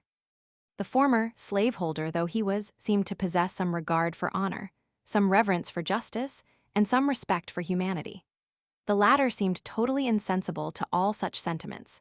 Mr. Freeland had many of the faults peculiar to slaveholders, such as being very passionate and fretful, but I must do him the justice to say that he was exceedingly free from those degrading vices to which Mr. Covey was constantly addicted. The one was open and frank, and we always knew where to find him. The other was a most artful deceiver, and could be understood only by such as were skillful enough to detect his cunningly devised frauds. Another advantage I gained in my new master was, he made no pretensions to or profession of religion, and this, in my opinion, was truly a great advantage. I assert most unhesitatingly that the religion of the South is a mere covering for the most horrid crimes, a justifier of the most appalling barbarity, a sanctifier of the most hateful frauds, and a dark shelter under which the darkest, foulest, grossest, and most infernal deeds of slaveholders find the strongest protection. Were I to be again reduced to the chains of slavery, next to that enslavement, I should regard being the slave of a religious master the greatest calamity that could befall me. For of all slaveholders with whom I have ever met, religious slaveholders are the worst. I have ever found them the meanest and basest, the most cruel and cowardly, of all others. It was my unhappy lot not only to belong to a religious slaveholder, but to live in a community of such religionists. Very near Mr. Freeland lived the Rev. Daniel Whedon, and in the same neighborhood lived the Rev. Rigby Hopkins. These were members and ministers in the Reformed Methodist Church. Mr. Whedon owned, among others, a woman slave whose name I have forgotten. This woman's back for weeks was kept literally raw, made so by the lash of this merciless religious wretch. He used to hire hands. His maxim was, behave well or behave ill, it is the duty of a master occasionally to whip a slave, to remind him of his master's authority. Such was his theory, and such his practice. Mr. Hopkins was even worse than Mr. Whedon. His chief boast was his ability to manage slaves. The peculiar feature of his government was that of whipping slaves in advance of deserving it. He always managed to have one or more of his slaves to whip every Monday morning. He did this to alarm their fears and strike terror into those who escaped. His plan was to whip for the smallest offenses to prevent the commission of large ones. Mr. Hopkins could always find some excuse for whipping a slave. It would astonish one, unaccustomed to a slaveholding life, to see with what wonderful ease a slaveholder can find things, of which to make occasion to whip a slave. A mere look, word, or motion, a mistake, accident, or want of power, are all matters for which a slave may be whipped at any time. Does a slave look dissatisfied? It is said, he has the devil in him, and it must be whipped out. Does he speak loudly when spoken to by his master? Then he is getting high-minded, and should be taken down a buttonhole lower. Does he forget to pull off his hat at the approach of a white person? Then he is wanting in reverence, and should be whipped for it. Does he ever venture to vindicate his conduct, when censured for it? Then he is guilty of impudence, one of the greatest crimes of which a slave can be guilty. Does he ever venture to suggest a different mode of doing things from that pointed out by his master? He is indeed presumptuous and getting above himself, and nothing less than a flogging will do for him. Does he, while plowing, break a plow, or, while hoeing, break a hoe? It is owing to his carelessness, and for it a slave must always be whipped. Mr. Hopkins could always find something of this sort to justify the use of the lash, and he seldom failed to embrace such opportunities. There was not a man in the whole county with whom the slaves who had the getting their own home would not prefer to live, rather than with this Rev. Mr. Hopkins. And yet there was not a man anywhere round who made higher professions of religion or was more active in revivals, more attentive to the class, love feast, prayer and preaching meetings, or more devotional in his family, that prayed earlier, later, louder, and longer, than this same reverend slave driver, Rigby Hopkins. But to return to Mr. Freeland, and to my experience while in his employment. He, like Mr. Covey, gave us enough to eat, but unlike Mr. Covey, he also gave us sufficient time to take our meals. He worked us hard, but always between sunrise and sunset. He required a good deal of work to be done, but gave us good tools with which to work. His farm was large, but he employed hands enough to work it, and with ease compared with many of his neighbors. My treatment, while in his employment, was heavenly, compared with what I experienced at the hands of Mr. Edward Covey. Mr. Freeland was himself the owner of but 2 slaves. Their names were Henry Harris and John Harris. The rest of his hands he hired. These consisted of myself, Sandy Jenkins, and Handy Caldwell. This is the same man who gave me the roots to prevent my being whipped by Mr. Covey. He was a clever soul. We used frequently to talk about the fight with Covey, and as often as we did so, he would claim my success as the result of the roots which he gave me. This superstition is very common among the more ignorant slaves. A slave seldom dies, but that his death is attributed to trickery. Henry and John were quite intelligent, and in a very little while after I went there, I succeeded in creating in them a strong desire to learn how to read. This desire soon sprang up in the others also. They very soon mustered up some old spelling books, and nothing would do but that I must keep a Sabbath school. I agreed to do so, and accordingly devoted my Sundays to teaching these my loved fellow slaves how to read. Neither of them knew his letters when I went there. Some of the slaves of the neighboring farms found what was going on, and also availed themselves of this little opportunity to learn to read. It was understood, among all who came, that there must be as little display about it as possible. It was necessary to keep our religious masters at St. Michael's unacquainted with the fact that, instead of spending the Sabbath in wrestling, boxing, and drinking whiskey, we were trying to learn how to read the will of God. For they had much rather see us engaged in those degrading sports than to see us behaving like intellectual, moral, and accountable beings. My blood boils as I think of the bloody manner in which Messrs. Wright Fairbanks and Garrison West, both class leaders, in connection with many others, rushed in upon us with sticks and stones, and broke up our virtuous little Sabbath school at St. Michael's, all calling themselves Christians, humble followers of the Lord Jesus Christ. But I am again digressing. I held my Sabbath school at the house of a free-colored man, whose name I deem it imprudent to mention, for should it be known, it might embarrass him greatly, though the crime of holding the school was committed 10 years ago. I had at one time over 40 scholars, and those of the right sort, ardently desiring to learn. They were of all ages, though mostly men and women. I look back to those Sundays with an amount of pleasure not to be expressed. They were great days to my soul. The work of instructing my dear fellow slaves was the sweetest engagement with which I was ever blessed. We loved each other, and to leave them at the close of the Sabbath was a severe cross indeed. When I think that these precious souls are today shut up in the prison house of slavery, my feelings overcome me, and I am almost ready to ask, does a righteous God govern the universe? And for what does he hold the thunders in his right hand, if not to smite the oppressor and deliver the spoiled out of the hand of the spoiler? These dear souls came not to Sabbath school because it was popular to do so, nor did I teach them because it was reputable to be thus engaged. Every moment they spent in that school, they were liable to be taken up and given 39 lashes. They came because they wished to learn. Their minds had been starved by their cruel masters. They had been shut up in mental darkness.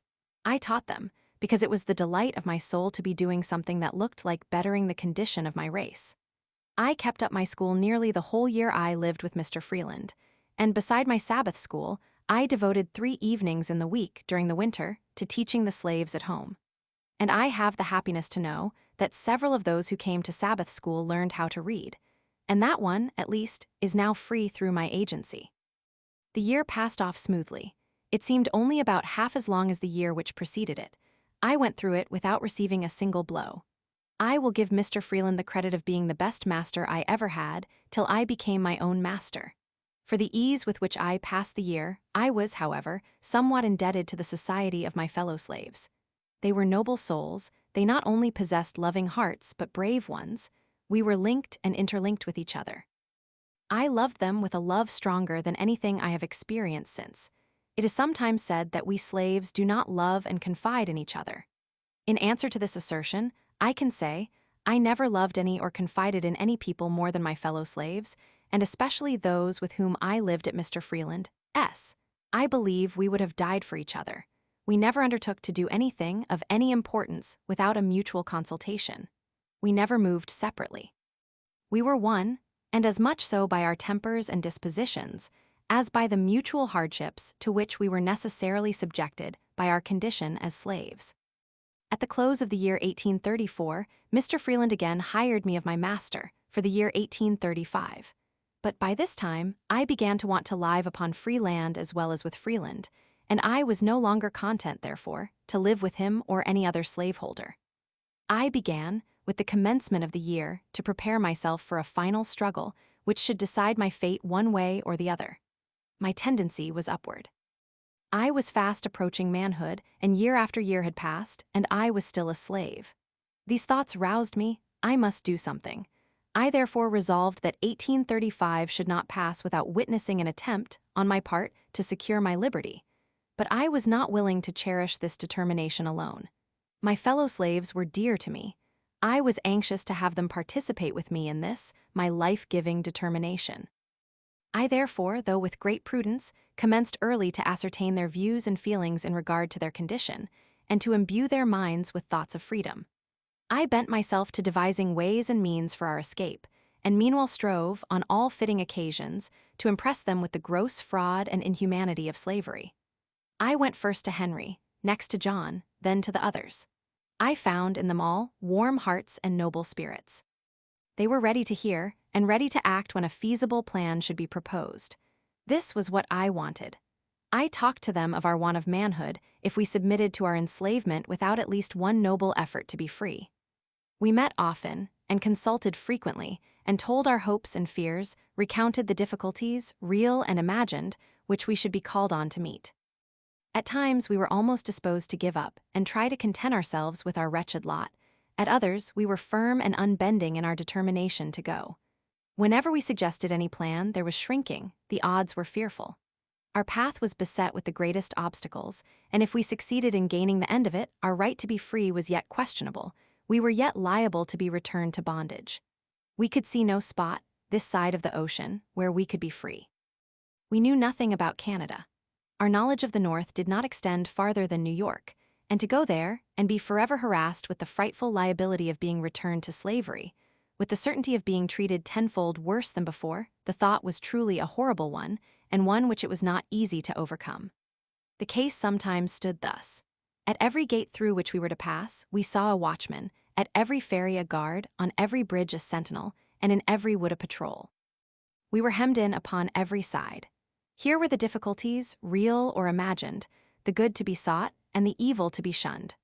On the one hand, there stood slavery, a stern reality, glaring frightfully upon us, its robes already crimsoned with the blood of millions, and even now feasting itself greedily upon our own flesh.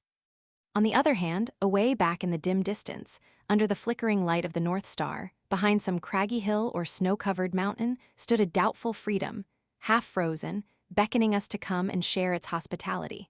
This in itself was sometimes enough to stagger us, but when we permitted ourselves to survey the road, we were frequently appalled.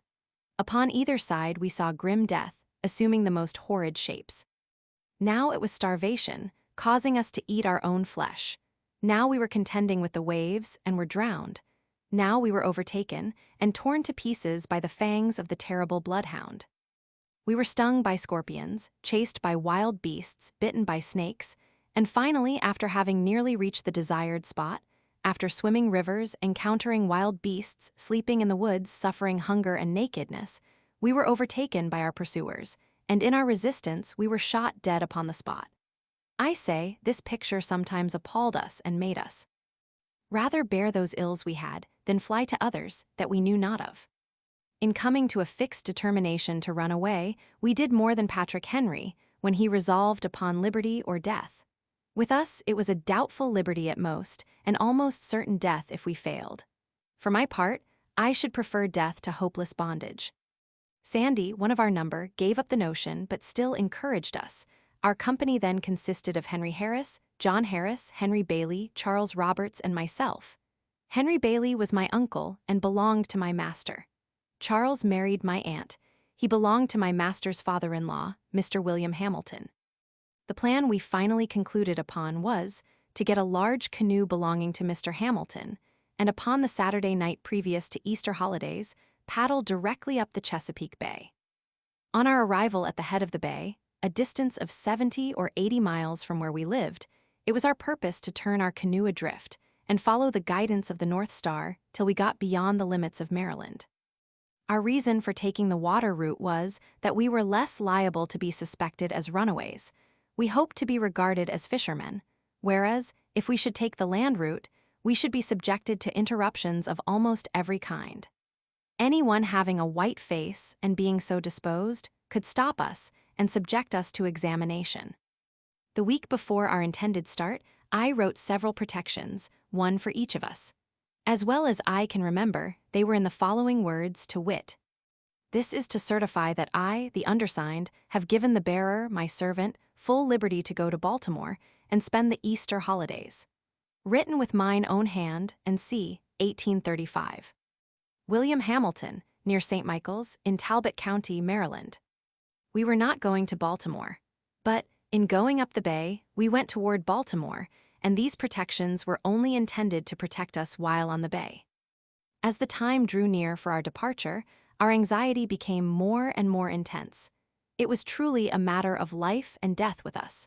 The strength of our determination was about to be fully tested. At this time, I was very active in explaining every difficulty, removing every doubt, dispelling every fear, and inspiring all with the firmness indispensable to success in our undertaking, assuring them that half was gained the instant we made the move. We had talked long enough. We were now ready to move. If not now, we never should be. And if we did not intend to move now, we had as well fold our arms, sit down, and acknowledge ourselves fit only to be slaves. This none of us were prepared to acknowledge. Every man stood firm, and at our last meeting we pledged ourselves afresh, in the most solemn manner, that, at the time appointed, we would certainly start in pursuit of freedom. This was in the middle of the week, at the end of which we were to be off. We went, as usual, to our several fields of labor, but with bosoms highly agitated with thoughts of our truly hazardous undertaking.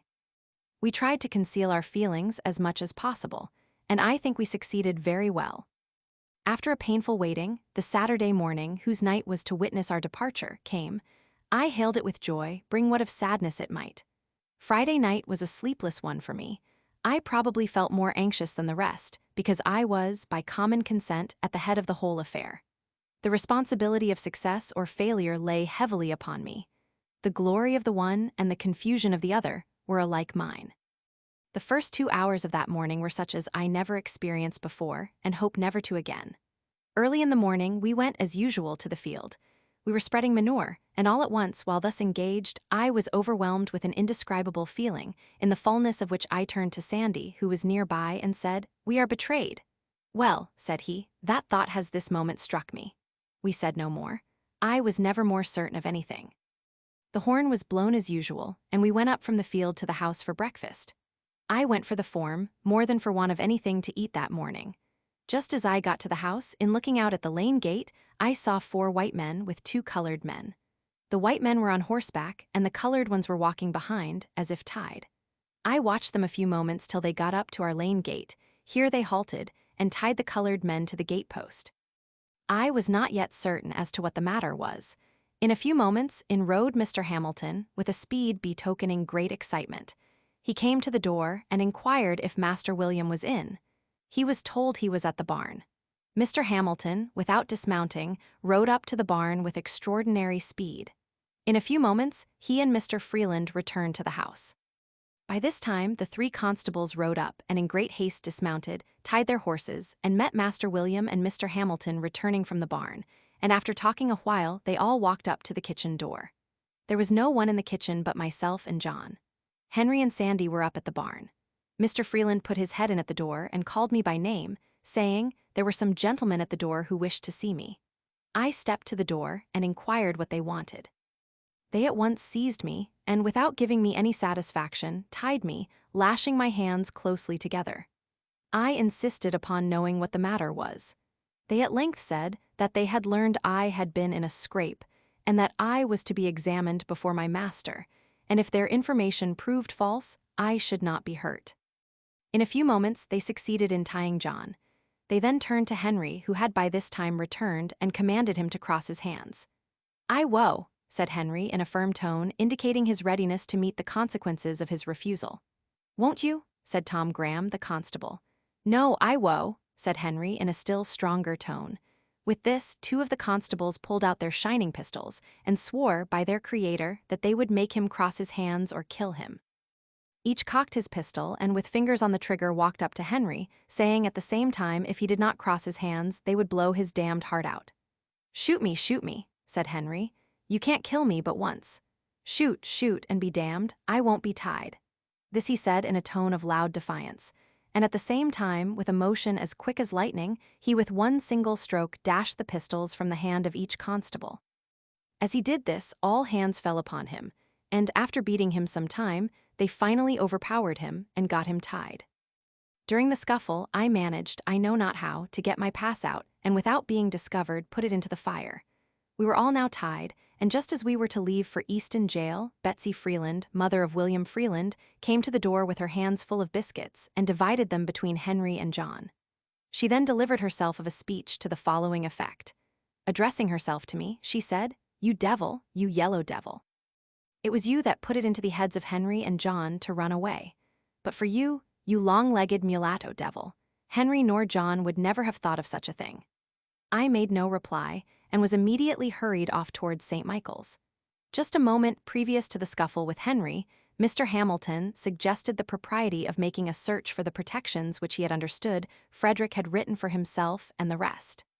But just at the moment he was about carrying his proposal into effect, his aid was needed in helping to tie Henry, and the excitement attending the scuffle caused them either to forget or to deem it unsafe, under the circumstances, to search.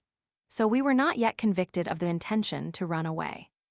When we got about halfway to St. Michael's, while the constables having us in charge were looking ahead, Henry inquired of me what he should do with his pass. I told him to eat it with his biscuit and own nothing, and we passed the word around, "Own nothing," and "Own nothing," said we all. Our confidence in each other was unshaken. We were resolved to succeed or fail together, after the calamity had befallen us as much as before. We were now prepared for anything. We were to be dragged that morning 15 miles behind horses, and then to be placed in the Easton Jail. When we reached St. Michael's, we underwent a sort of examination. We all denied that we ever intended to run away. We did this more to bring out the evidence against us than from any hope of getting clear of being sold, for, as I have said, we were ready for that. The fact was, we cared but little where we went, so we went together. Our greatest concern was about separation. We dreaded that more than anything this side of death. We found the evidence against us to be the testimony of one person. Our master would not tell who it was, but we came to a unanimous decision among ourselves as to who their informant was. We were sent off to the jail at Easton. When we got there, we were delivered up to the sheriff, Mr. Joseph Graham, and by him placed in jail. Henry, John, and myself were placed in one room together, Charles and Henry Bailey in another. Their object in separating us was to hinder concert.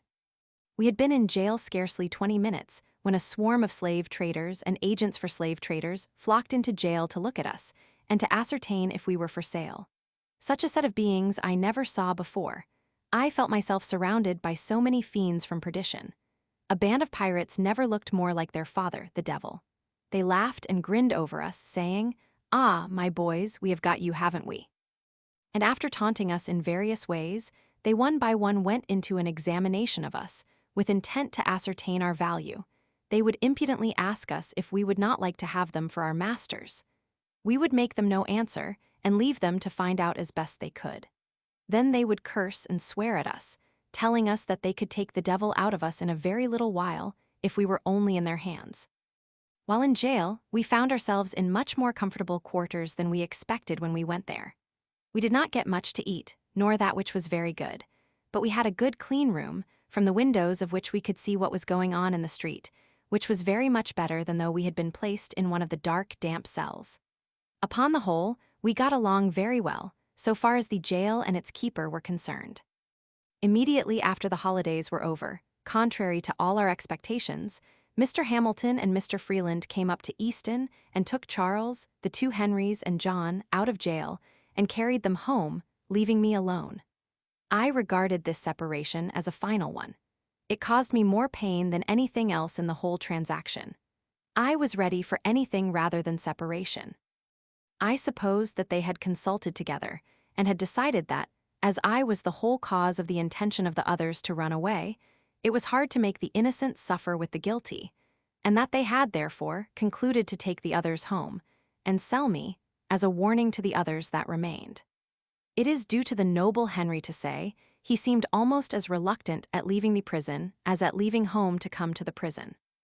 But we knew we should, in all probability, be separated if we were sold, and since he was in their hands, he concluded to go peaceably home. I was now left to my fate.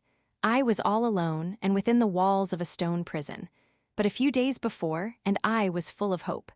I expected to have been safe in a land of freedom, but now I was covered with gloom, sunk down to the utmost despair. I thought the possibility of freedom was gone. I was kept in this way about 1 week, at the end of which Captain Auld, my master, to my surprise and utter astonishment, came up and took me out with the intention of sending me, with a gentleman of his acquaintance, into Alabama. But from some cause or other he did not send me to Alabama, but concluded to send me back to Baltimore, to live again with his brother Hugh, and to learn a trade. Thus, after an absence of 3 years and 1 month, I was once more permitted to return to my old home at Baltimore. My master sent me away, because there existed against me a very great prejudice in the community, and he feared I might be killed. In a few weeks after I went to Baltimore, Master Hugh hired me to Mr. William Gardner, an extensive shipbuilder, on Fells Point. I was put there to learn how to calc. It, however, proved a very unfavorable place for the accomplishment of this object. Mr. Gardner was engaged that spring in building 2 large man-o'-war brigs, professedly for the Mexican government. The vessels were to be launched in the July of that year, and in failure thereof, Mr. Gardner was to lose a considerable sum, so that when I entered, all was hurry. There was no time to learn anything. Every man had to do that which he knew how to do. In entering the shipyard, my orders from Mr. Gardner were to do whatever the carpenters commanded me to do. This was placing me at the beck and call of about 75 men. I was to regard all these as masters. Their word was to be my law. My situation was a most trying one. At times, I needed a dozen pair of hands. I was called a dozen ways in the space of a single minute. 3 or 4 voices would strike my ear at the same moment. It was, "Fred, come help me to cant this timber here. Fred, come carry this timber yonder. Fred, bring that roller here. Fred, go get a fresh can of water. Fred, come help saw off the end of this timber. Fred, go quick and get the crowbar. Fred, hold on the end of this fall. Fred, go to the blacksmith shop and get a new punch. Hurrah, Fred, run and bring me a cold chisel. I say, Fred, bear a hand and get up a fire as quick as lightning under that steam box. Halloo, nigger, come turn this grindstone. Come, move, and bows this timber forward.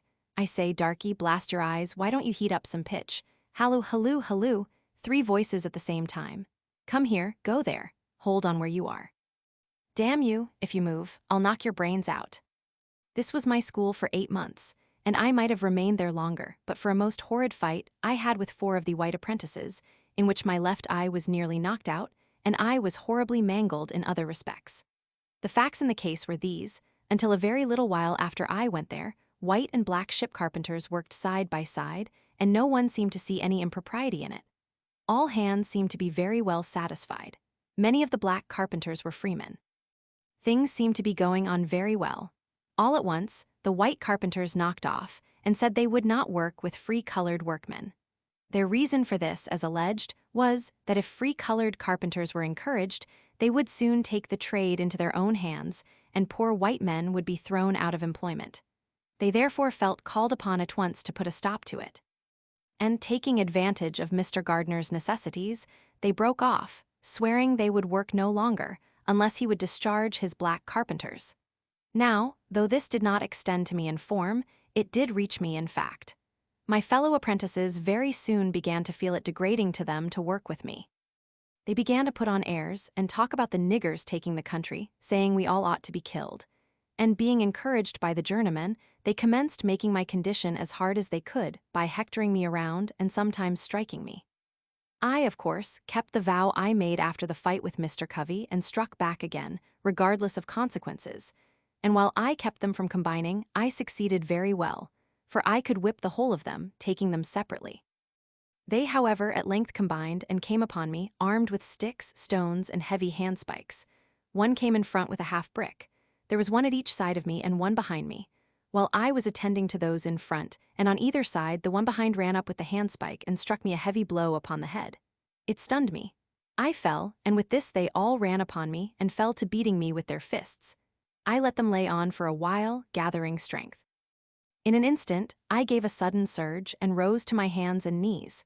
Just as I did that, one of their number gave me, with his heavy boot, a powerful kick in the left eye.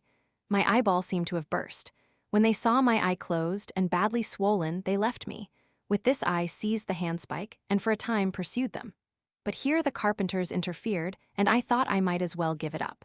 It was impossible to stand my hand against so many.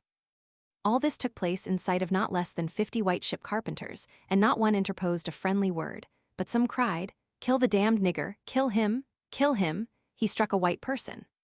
I found my only chance for life was in flight.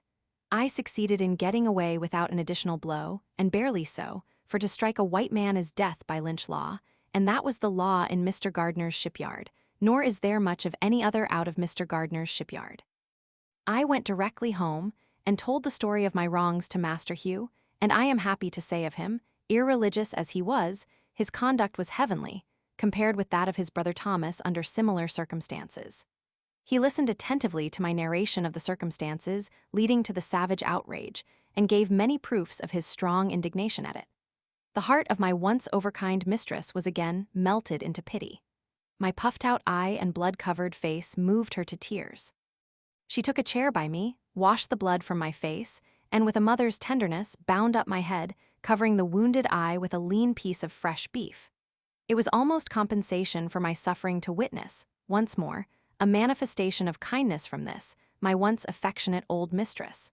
Master Hugh was very much enraged. He gave expression to his feelings by pouring out curses upon the heads of those who did the deed. As soon as I got a little the better of my bruises, he took me with him to Esquire Watson, S., on Bond Street, to see what could be done about the matter. Mr. Watson inquired who saw the assault committed. Master Hugh told him it was done in Mr. Gardner's shipyard at midday, where there were a large company of men at work. As to that, he said, the deed was done, and there was no question as to who did it. His answer was, he could do nothing in the case, unless some white man would come forward and testify. He could issue no warrant on my word. If I had been killed in the presence of 1,000 colored people, their testimony combined would have been insufficient to have arrested one of the murderers.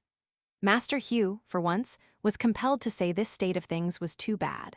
Of course, it was impossible to get any white man to volunteer his testimony in my behalf and against the white young men. Even those who may have sympathized with me were not prepared to do this. It required a degree of courage unknown to them to do so. For just at that time, the slightest manifestation of humanity toward a colored person was denounced as abolitionism, and that name subjected its bearer to frightful liabilities. The watchwords of the bloody-minded in that region, and in those days, were, "Damn the abolitionists," and "Damn the niggers." There was nothing done, and probably nothing would have been done if I had been killed. Such was, and such remains, the state of things in the Christian city of Baltimore. Master Hugh, finding he could get no redress, refused to let me go back again to Mr. Gardner. He kept me himself, and his wife dressed my wound till I was again restored to health. He then took me into the shipyard of which he was foreman, in the employment of Mr. Walter Price. There I was immediately set to calking, and very soon learned the art of using my mallet and irons. In the course of 1 year from the time I left Mr. Gardner, I was able to command the highest wages given to the most experienced calkers. I was now of some importance to my master.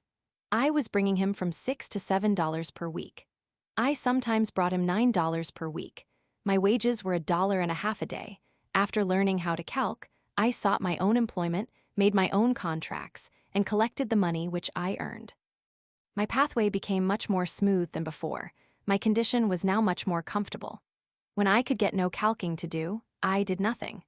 During these leisure times, those old notions about freedom would steal over me again. When in Mr. Gardner's employment, I was kept in such a perpetual whirl of excitement. I could think of nothing, scarcely, but my life, and in thinking of my life, I almost forgot my liberty. I have observed this in my experience of slavery, that whenever my condition was improved, instead of its increasing my contentment, it only increased my desire to be free and set me to thinking of plans to gain my freedom.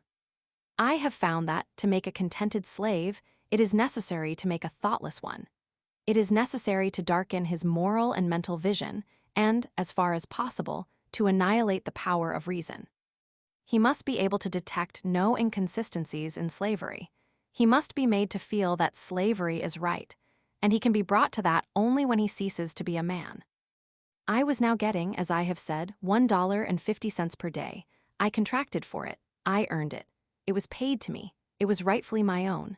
Yet, upon each returning Saturday night, I was compelled to deliver every cent of that money to Master Hugh. And why? Not because he earned it, not because he had any hand in earning it, not because I owed it to him, nor because he possessed the slightest shadow of a right to it, but solely because he had the power to compel me to give it up. The right of the grim-visaged pirate upon the high seas is exactly the same.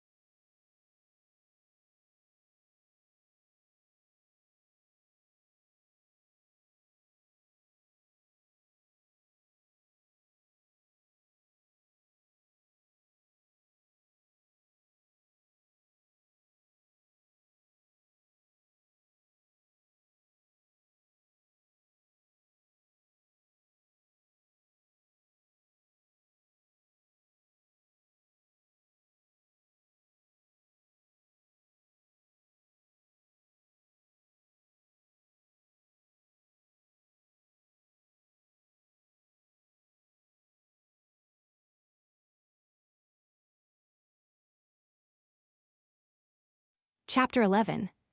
I now come to that part of my life during which I planned, and finally succeeded in making, my escape from slavery.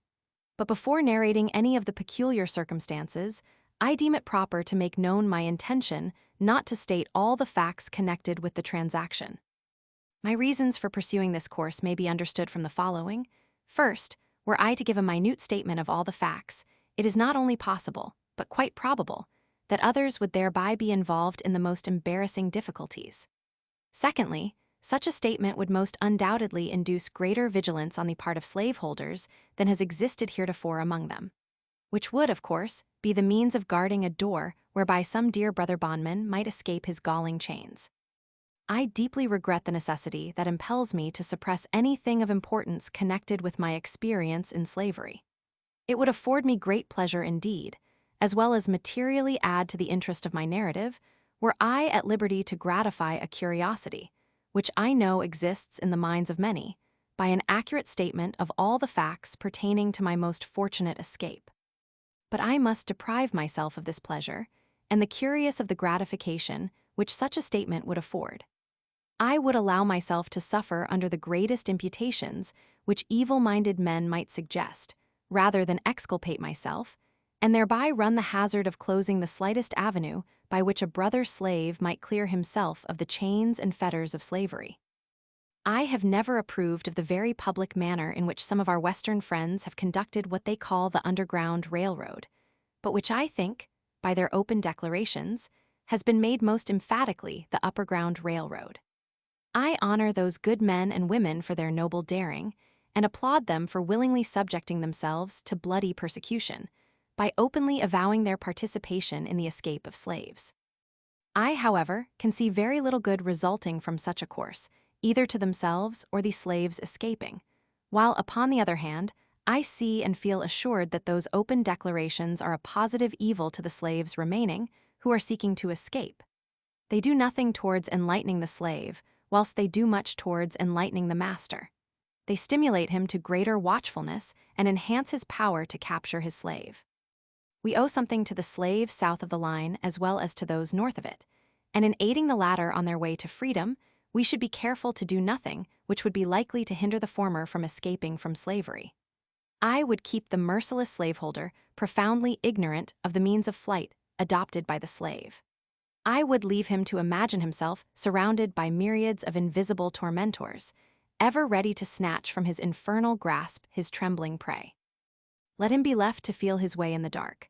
Let darkness commensurate with his crime hover over him, and let him feel that at every step he takes, in pursuit of the flying bondman, he is running the frightful risk of having his hot brains dashed out by an invisible agency. Let us render the tyrant no aid. Let us not hold the light by which he can trace the footprints of our flying brother. But enough of this. I will now proceed to the statement of those facts connected with my escape, for which I am alone responsible, and for which no one can be made to suffer but myself. In the early part of the year 1838, I became quite restless. I could see no reason why I should, at the end of each week, pour the reward of my toil into the purse of my master. When I carried to him my weekly wages, he would, after counting the money, look me in the face with a robber-like fierceness and ask, "Is this all?" He was satisfied with nothing less than the last cent. He would, however, when I made him $6, sometimes give me 6 cents to encourage me. It had the opposite effect. I regarded it as a sort of admission of my right to the whole. The fact that he gave me any part of my wages was proof, to my mind, that he believed me entitled to the whole of them. I always felt worse for having received anything, for I feared that the giving me a few cents would ease his conscience and make him feel himself to be a pretty honorable sort of robber. My discontent grew upon me. I was ever on the lookout for means of escape, and finding no direct means, I determined to try to hire my time, with a view of getting money with which to make my escape. In the spring of 1838, when Master Thomas came to Baltimore to purchase his spring goods, I got an opportunity, and applied to him to allow me to hire my time. He unhesitatingly refused my request, and told me this was another stratagem by which to escape. He told me I could go nowhere but that he could get me, and that, in the event of my running away, he should spare no pains in his efforts to catch me. He exhorted me to content myself and be obedient. He told me, if I would be happy, I must lay out no plans for the future. He said, if I behaved myself properly, he would take care of me. Indeed, he advised me to complete thoughtlessness of the future, and taught me to depend solely upon him for happiness. He seemed to see fully the pressing necessity of setting aside my intellectual nature in order to contentment in slavery. But in spite of him, and even in spite of myself, I continued to think, and to think about the injustice of my enslavement and the means of escape. About 2 months after this, I applied to Master Hugh for the privilege of hiring my time. He was not acquainted with the fact that I had applied to Master Thomas and had been refused. He too, at first, seemed disposed to refuse, but after some reflection he granted me the privilege and proposed the following terms. I was to be allowed all my time, make all contracts with those for whom I worked and find my own employment, and in return for this liberty, I was to pay him $3 at the end of each week, find myself in calking tools and in board and clothing. My board was $2.50 per week. This, with the wear and tear of clothing and calking tools, made my regular expenses about $6 per week. This amount I was compelled to make up, or relinquish the privilege of hiring my time. Rain or shine, work or no work, at the end of each week the money must be forthcoming, or I must give up my privilege. This arrangement, it will be perceived, was decidedly in my master's favor. It relieved him of all need of looking after me. His money was sure. He received all the benefits of slaveholding without its evils, while I endured all the evils of a slave and suffered all the care and anxiety of a freeman. I found it a hard bargain, but hard as it was, I thought it better than the old mode of getting along. It was a step towards freedom to be allowed to bear the responsibilities of a freeman, and I was determined to hold on upon it. I bent myself to the work of making money. I was ready to work at night as well as day, and by the most untiring perseverance and industry, I made enough to meet my expenses and lay up a little money every week. I went on thus from May till August. Master Hugh then refused to allow me to hire my time longer. The ground for his refusal was a failure on my part, one Saturday night, to pay him for my week's time. This failure was occasioned by my attending a camp meeting about 10 miles from Baltimore. During the week, I had entered into an engagement with a number of young friends to start from Baltimore to the campground early Saturday evening, and being detained by my employer, I was unable to get down to Master Hugh's without disappointing the company. I knew that Master Hugh was in no special need of the money that night. I therefore decided to go to camp meeting, and upon my return, pay him the $3. I stayed at the camp meeting 1 day longer than I intended when I left. But as soon as I returned, I called upon him to pay him what he considered his due. I found him very angry. He could scarce restrain his wrath.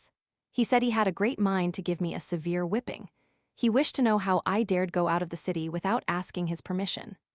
I told him I hired my time, and while I paid him the price which he asked for it, I did not know that I was bound to ask him when and where I should go.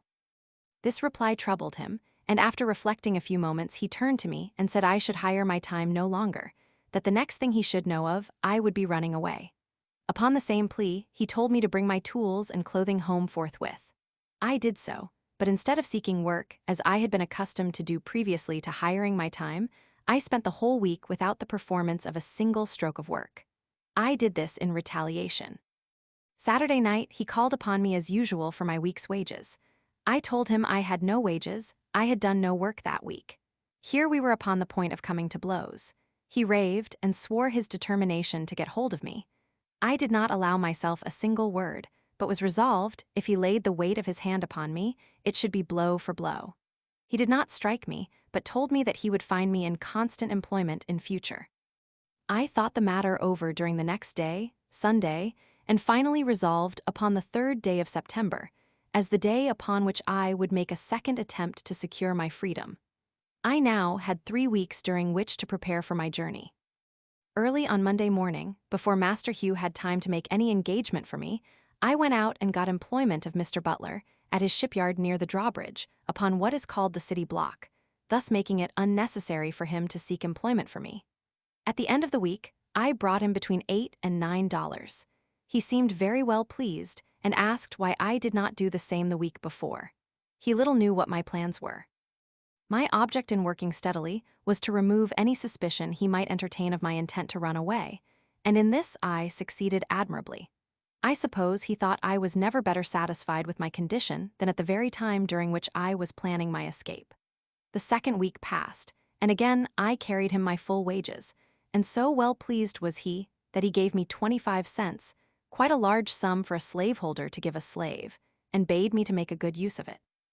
I told him I would. Things went on without very smoothly indeed, but within there was trouble.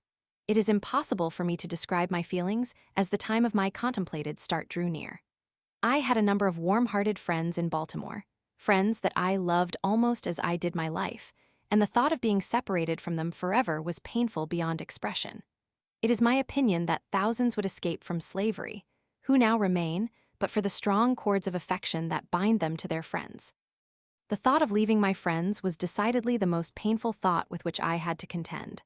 The love of them was my tender point and shook my decision more than all things else. Besides the pain of separation, the dread and apprehension of a failure exceeded what I had experienced at my first attempt. The appalling defeat I then sustained returned to torment me. I felt assured that, if I failed in this attempt, my case would be a hopeless one.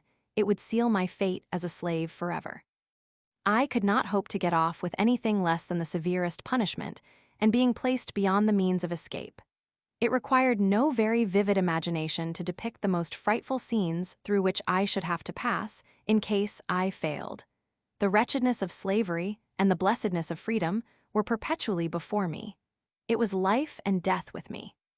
But I remained firm, and according to my resolution on the 3rd day of September, 1838, I left my chains and succeeded in reaching New York without the slightest interruption of any kind. How I did so, what means I adopted, what direction I traveled, and by what mode of conveyance, I must leave unexplained for the reasons before mentioned. I have been frequently asked how I felt when I found myself in a free state. I have never been able to answer the question with any satisfaction to myself. It was a moment of the highest excitement I ever experienced. I suppose I felt as one may imagine the unarmed mariner to feel when he is rescued by a friendly man-o'-war from the pursuit of a pirate.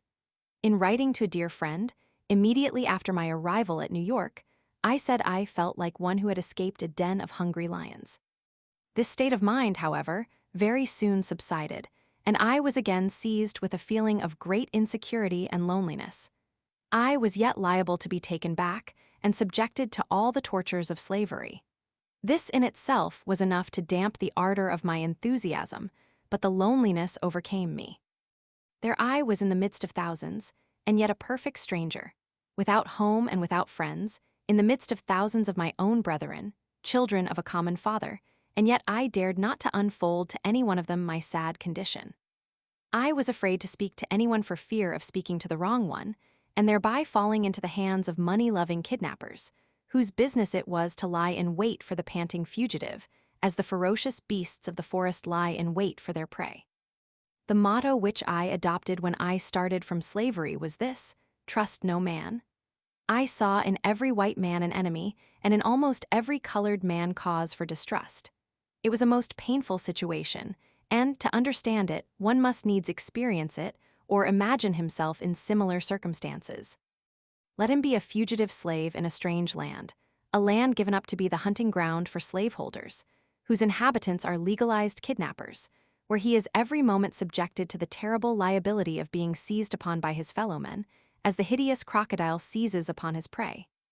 I say, let him place himself in my situation, without home or friends, without money or credit, wanting shelter, and no one to give it, wanting bread, and no money to buy it, and at the same time let him feel that he is pursued by merciless men-hunters, and in total darkness as to what to do, where to go, or where to stay, perfectly helpless both as to the means of defense and means of escape. In the midst of plenty, yet suffering the terrible gnawings of hunger, in the midst of houses, yet having no home, among fellow-men, yet feeling as if in the midst of wild beasts, whose greediness to swallow up the trembling and half-famished fugitive is only equaled by that with which the monsters of the deep swallow up the helpless fish upon which they subsist. I say, let him be placed in this most trying situation, the situation in which I was placed. Then, and not till then, will he fully appreciate the hardships of, and know how to sympathize with, the toil-worn and whip-scarred fugitive slave.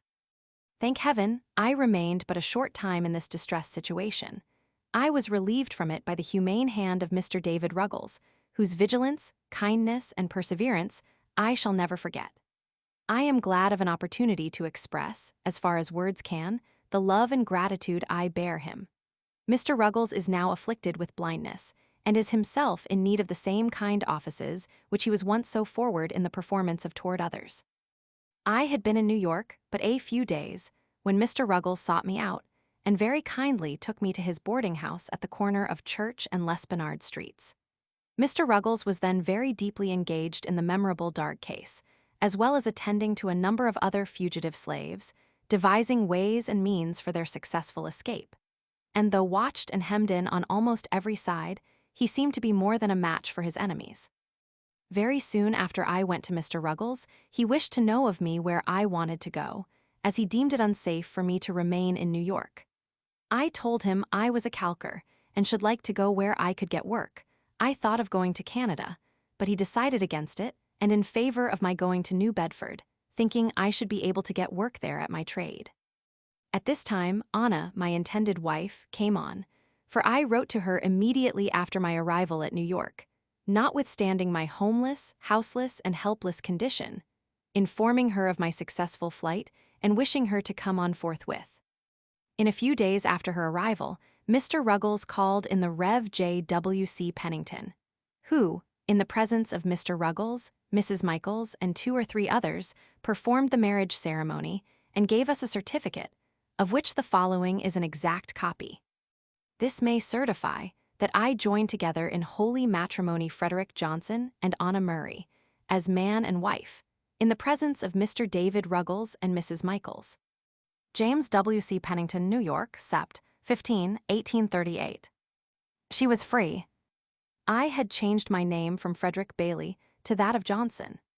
Upon receiving this certificate and a $5 bill from Mr. Ruggles, I shouldered one part of our baggage, and Anna took up the other, and we set out forthwith to take passage on board of the steamboat John W. Richmond for Newport, on our way to New Bedford. Mr. Ruggles gave me a letter to a Mr. Shaw in Newport, and told me, in case my money did not serve me to New Bedford, to stop in Newport and obtain further assistance. But upon our arrival at Newport, we were so anxious to get to a place of safety that, notwithstanding we lacked the necessary money to pay our fare, we decided to take seats in the stage, and promised to pay when we got to New Bedford.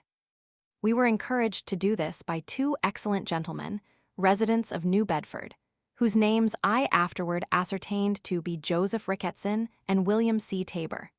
They seemed at once to understand our circumstances, and gave us such assurance of their friendliness as put us fully at ease in their presence.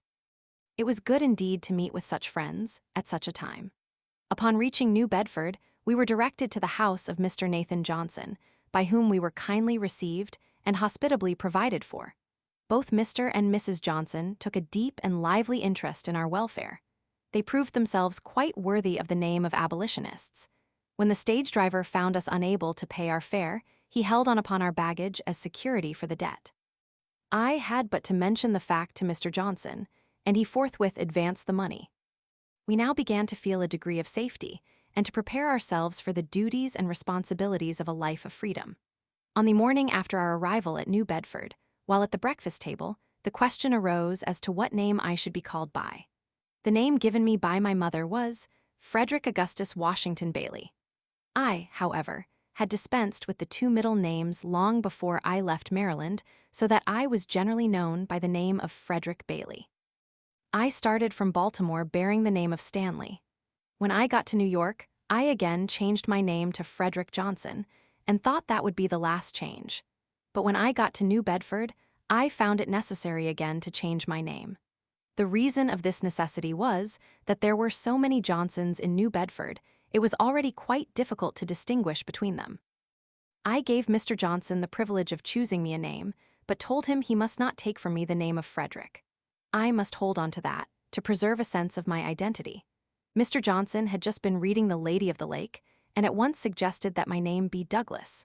From that time until now I have been called Frederick Douglass, and as I am more widely known by that name than by either of the others, I shall continue to use it as my own. I was quite disappointed at the general appearance of things in New Bedford. The impression which I had received respecting the character and condition of the people of the North, I found to be singularly erroneous. I had very strangely supposed, while in slavery, that few of the comforts, and scarcely any of the luxuries, of life were enjoyed at the North, compared with what were enjoyed by the slaveholders of the South. I probably came to this conclusion from the fact that Northern people own no slaves. I supposed that they were about upon a level with the non-slave-holding population of the South. I knew they were exceedingly poor, and I had been accustomed to regard their poverty as the necessary consequence of their being non-slaveholders. I had somehow imbibed the opinion that, in the absence of slaves, there could be no wealth and very little refinement. And upon coming to the North, I expected to meet with a rough, hard-handed, and uncultivated population, living in the most Spartan-like simplicity, knowing nothing of the ease, luxury, pomp, and grandeur of Southern slaveholders. Such being my conjectures, anyone acquainted with the appearance of New Bedford may very readily infer how palpably I must have seen my mistake. In the afternoon of the day when I reached New Bedford, I visited the wharves to take a view of the shipping. Here I found myself surrounded with the strongest proofs of wealth. Lying at the wharves and riding in the stream, I saw many ships of the finest model, in the best order, and of the largest size. Upon the right and left, I was walled in by granite warehouses of the widest dimensions, stowed to their utmost capacity with the necessaries and comforts of life. Added to this, almost every body seemed to be at work, but noiselessly so, compared with what I had been accustomed to in Baltimore. There were no loud songs heard from those engaged in loading and unloading ships. I heard no deep oaths or horrid curses on the laborer. I saw no whipping of men, but all seemed to go smoothly on. Every man appeared to understand his work, and went at it with a sober yet cheerful earnestness, which betokened the deep interest which he felt in what he was doing, as well as a sense of his own dignity as a man. To me, this looked exceedingly strange. From the wharves I strolled around and over the town, gazing with wonder and admiration at the splendid churches, beautiful dwellings, and finely cultivated gardens, evincing an amount of wealth, comfort, taste, and refinement, such as I had never seen in any part of slaveholding Maryland. Everything looked clean, new, and beautiful. I saw few or no dilapidated houses with poverty-stricken inmates, no half-naked children and barefooted women, such as I had been accustomed to see in Hillsborough, Easton, St. Michael's, and Baltimore.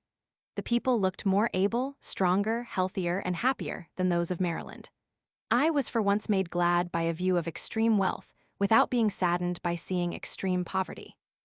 But the most astonishing as well as the most interesting thing to me was the condition of the colored people, a great many of whom, like myself, had escaped thither as a refuge from the hunters of men. I found many, who had not been 7 years out of their chains, living in finer houses and evidently enjoying more of the comforts of life than the average of slaveholders in Maryland. I will venture to assert that my friend Mr. Nathan Johnson, of whom I can say with a grateful heart, I was hungry and he gave me meat. I was thirsty and he gave me drink. I was a stranger, and he took me in, lived in a neater house, dined at a better table, took, paid for, and read more newspapers, better understood the moral, religious, and political character of the nation than 9/10 of the slaveholders in Talbot County, Maryland. Yet Mr. Johnson was a working man. His hands were hardened by toil, and not his alone, but those also of Mrs. Johnson. I found the colored people much more spirited than I had supposed they would be. I found among them a determination to protect each other from the bloodthirsty kidnapper, at all hazards. Soon after my arrival, I was told of a circumstance which illustrated their spirit. A colored man and a fugitive slave were on unfriendly terms. The former was heard to threaten the latter with informing his master of his whereabouts. Straightway a meeting was called among the colored people, under the stereotyped notice, "Business of importance." The betrayer was invited to attend. The people came at the appointed hour and organized the meeting by appointing a very religious old gentleman as president, who, I believe, made a prayer, after which he addressed the meeting as follows: "Friends, we have got him here, and I would recommend that you young men just take him outside the door and kill him." With this, a number of them bolted at him, but they were intercepted by some more timid than themselves, and the betrayer escaped their vengeance, and has not been seen in New Bedford since. I believe there have been no more such threats, and should there be hereafter, I doubt not that death would be the consequence. I found employment, the 3rd day after my arrival, in stowing a sloop with a load of oil. It was new, dirty, and hard work for me, but I went at it with a glad heart and a willing hand. I was now my own master. It was a happy moment, the rapture of which can be understood only by those who have been slaves. It was the first work, the reward of which was to be entirely my own. there was no Master Hugh standing ready the moment I earned the money to rob me of it. I worked that day with a pleasure I had never before experienced. I was at work for myself and newly married wife. It was to me the starting point of a new existence. When I got through with that job, I went in pursuit of a job of calking. But such was the strength of prejudice against color among the white calkers that they refused to work with me, and of course I could get no employment. Finding my trade of no immediate benefit, I threw off my calking habiliments and prepared myself to do any kind of work I could get to do. Mr. Johnson kindly let me have his wood horse and saw, and I very soon found myself a plenty of work. There was no work too hard, none too dirty. I was ready to saw wood, shovel coal, carry wood, sweep the chimney, or roll oil casks, all of which I did for nearly 3 years in New Bedford, before I became known to the anti-slavery world. I am told that colored persons can now get employment at calking in New Bedford, a result of anti-slavery effort. In about 4 months after I went to New Bedford, there came a young man to me and inquired if I did not wish to take the Liberator. I told him I did, but just having made my escape from slavery, I remarked that I was unable to pay for it then. I, however, finally became a subscriber to it. The paper came, and I read it from week to week with such feelings as it would be quite idle for me to attempt to describe. The paper became my meat and my drink. My soul was set all on fire. Its sympathy for my brethren in bonds, its scathing denunciations of slaveholders, its faithful exposures of slavery, and its powerful attacks upon the upholders of the institution, sent a thrill of joy through my soul, such as I had never felt before. I had not long been a reader of the Liberator before I got a pretty correct idea of the principles, measures, and spirit of the anti-slavery reform. I took right hold of the cause. I could do but little, but what I could, I did with a joyful heart and never felt happier than when in an anti-slavery meeting. I seldom had much to say at the meetings because what I wanted to say was said so much better by others. But while attending an anti-slavery convention at Nantucket on the 11th of August, 1841, I felt strongly moved to speak, and was at the same time much urged to do so by Mr. William C. Coffin, a gentleman who had heard me speak in the colored people's meeting at New Bedford. It was a severe cross, and I took it up reluctantly. The truth was, I felt myself a slave, and the idea of speaking to white people weighed me down. I spoke but a few moments, when I felt a degree of freedom, and said what I desired with considerable ease. From that time until now, I have been engaged in pleading the cause of my brethren, with what success, and with what devotion, I leave those acquainted with my labors to decide.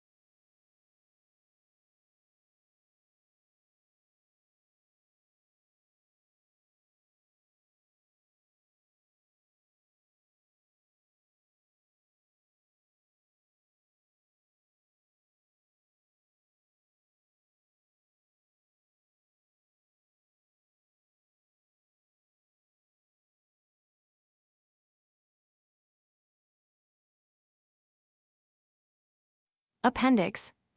I find, since reading over the foregoing narrative, that I have, in several instances, spoken in such a tone and manner, respecting religion, as may possibly lead those unacquainted with my religious views to suppose me an opponent of all religion. To remove the liability of such misapprehension, I deem it proper to append the following brief explanation. What I have said respecting and against religion, I mean strictly to apply to the slave-holding religion of this land, and with no possible reference to Christianity proper. For between the Christianity of this land and the Christianity of Christ, I recognize the widest possible difference, so wide that to receive the one as good, pure, and holy is of necessity to reject the other as bad, corrupt, and wicked. To be the friend of the one is of necessity to be the enemy of the other. I love the pure, peaceable, and impartial Christianity of Christ. I therefore hate the corrupt, slave-holding, women-whipping, cradle-plundering, partial, and hypocritical Christianity of this land. Indeed, I can see no reason, but the most deceitful one, for calling the religion of this land Christianity. I look upon it as the climax of all misnomers, the boldest of all frauds, and the grossest of all libels.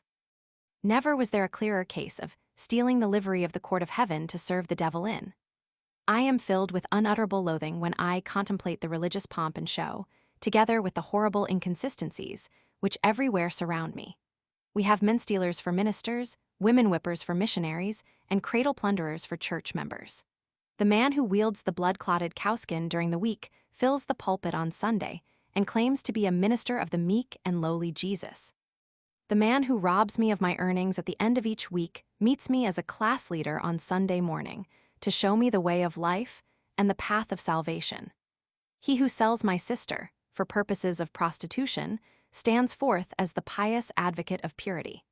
He who proclaims it a religious duty to read the Bible denies me the right of learning to read the name of the God who made me. He who is the religious advocate of marriage robs whole millions of its sacred influence and leaves them to the ravages of wholesale pollution. The warm defender of the sacredness of the family relation is the same that scatters whole families, sundering husbands and wives, parents and children, sisters and brothers, leaving the hut vacant and the hearth desolate. We see the thief preaching against theft and the adulterer against adultery. We have men sold to build churches, women sold to support the gospel, and babes sold to purchase Bibles for the poor heathen, all for the glory of God and the good of souls. The slave auctioneer's bell and the church-going bell chime in with each other, and the bitter cries of the heartbroken slave are drowned in the religious shouts of his pious master. Revivals of religion and revivals in the slave trade go hand in hand together. The slave prison and the church stand near each other. The clanking of fetters and the rattling of chains in the prison, and the pious psalm and solemn prayer in the church may be heard at the same time. The dealers in the bodies and souls of men erect their stand in the presence of the pulpit, and they mutually help each other. The dealer gives his blood-stained gold to support the pulpit, and the pulpit, in return, covers his infernal business with the garb of Christianity. Here we have religion and robbery the allies of each other, devils dressed in angels' robes, and hell presenting the semblance of paradise. Just God, and these are they, who minister at thine altar, God of right, men who their hands with prayer and blessing lay on Israel's ark of light. What, preach and kidnap men, give thanks, and rob thy own afflicted poor talk of thy glorious liberty, and then bolt hard the captive's door. What, servants of thy own merciful Son, who came to seek and save the homeless and the outcast, fettering down the tasked and plundered slave. Pilate and Herod friends, chief priests and rulers as of old combine, just God and holy. Is that church which lends strength to the spoiler thine? The Christianity of America is a Christianity, of whose votaries it may be as truly said, as it was of the ancient scribes and Pharisees. They bind heavy burdens, and grievous to be borne, and lay them on men's shoulders, but they themselves will not move them with one of their fingers. All their works they do for to be seen of men. They love the uppermost rooms at feasts, and the chief seats in the synagogues. And to be called of men, Rabbi, Rabbi, but woe unto you, scribes and Pharisees, hypocrites! For ye shut up the kingdom of heaven against men, for ye neither go in yourselves, neither suffer ye them that are entering to go in. Ye devour widows' houses, and for a pretense make long prayers, therefore ye shall receive the greater damnation. Ye compass sea and land to make one proselyte, and when he is made, ye make him twofold more the child of hell than yourselves. Woe unto you, scribes and Pharisees, hypocrites! For ye pay tithe of mint and anise and cummin, and have omitted the weightier matters of the law, judgment, mercy, and faith. These ought ye to have done, and not to leave the other undone. Ye blind guides, which strain at a gnat and swallow a camel. Woe unto you, scribes and Pharisees, hypocrites! For ye make clean the outside of the cup and of the platter, but within they are full of extortion and excess. Woe unto you, scribes and Pharisees, hypocrites! For ye are like unto whited sepulchres, which indeed appear beautiful outward, but are within full of dead men's bones, and of all uncleanness. Even so ye also outwardly appear righteous unto men, but within ye are full of hypocrisy and iniquity. Dark and terrible as is this picture, I hold it to be strictly true of the overwhelming mass of professed Christians in America. They strain at a gnat and swallow a camel. Could anything be more true of our churches? They would be shocked at the proposition of fellowshipping a sheep stealer, and at the same time they hug to their communion a man stealer and brand me with being an infidel if I find fault with them for it. They attend with pharisaical strictness to the outward forms of religion, and at the same time neglect the weightier matters of the law, judgment, mercy, and faith. They are always ready to sacrifice, but seldom to show mercy. They are they who are represented as professing to love God whom they have not seen, whilst they hate their brother whom they have seen. They love the heathen on the other side of the globe. They can pray for him, pay money to have the Bible put into his hand, and missionaries to instruct him, while they despise and totally neglect the heathen at their own doors.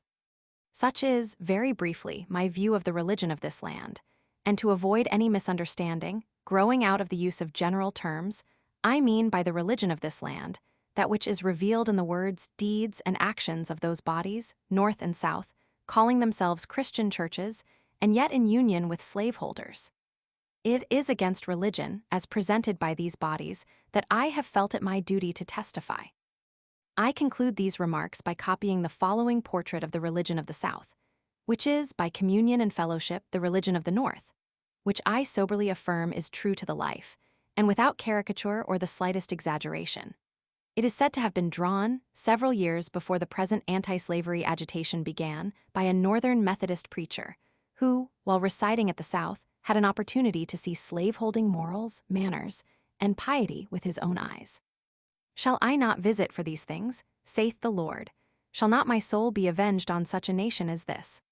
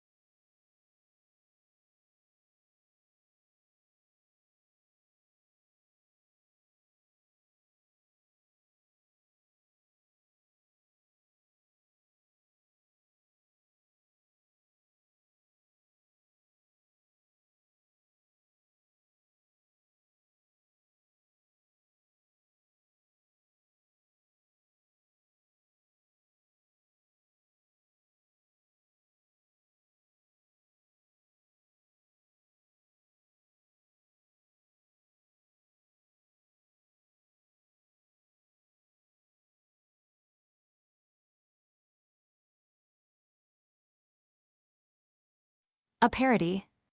Come, saints and sinners, hear me tell how pious priests whip Jack and Nell, and women buy and children sell, and preach all sinners down to hell, and sing of heavenly union. They'll bleat and baa, dona like goats, gorge down black sheep and strain at motes, array their backs in fine black coats, then seize their negroes by their throats, and choke for heavenly union. They'll church you if you sip a dram, and damn you if you steal a lamb, yet rob old Tony, Doll, and Sam of human rights and bread and ham, kidnappers' heavenly union.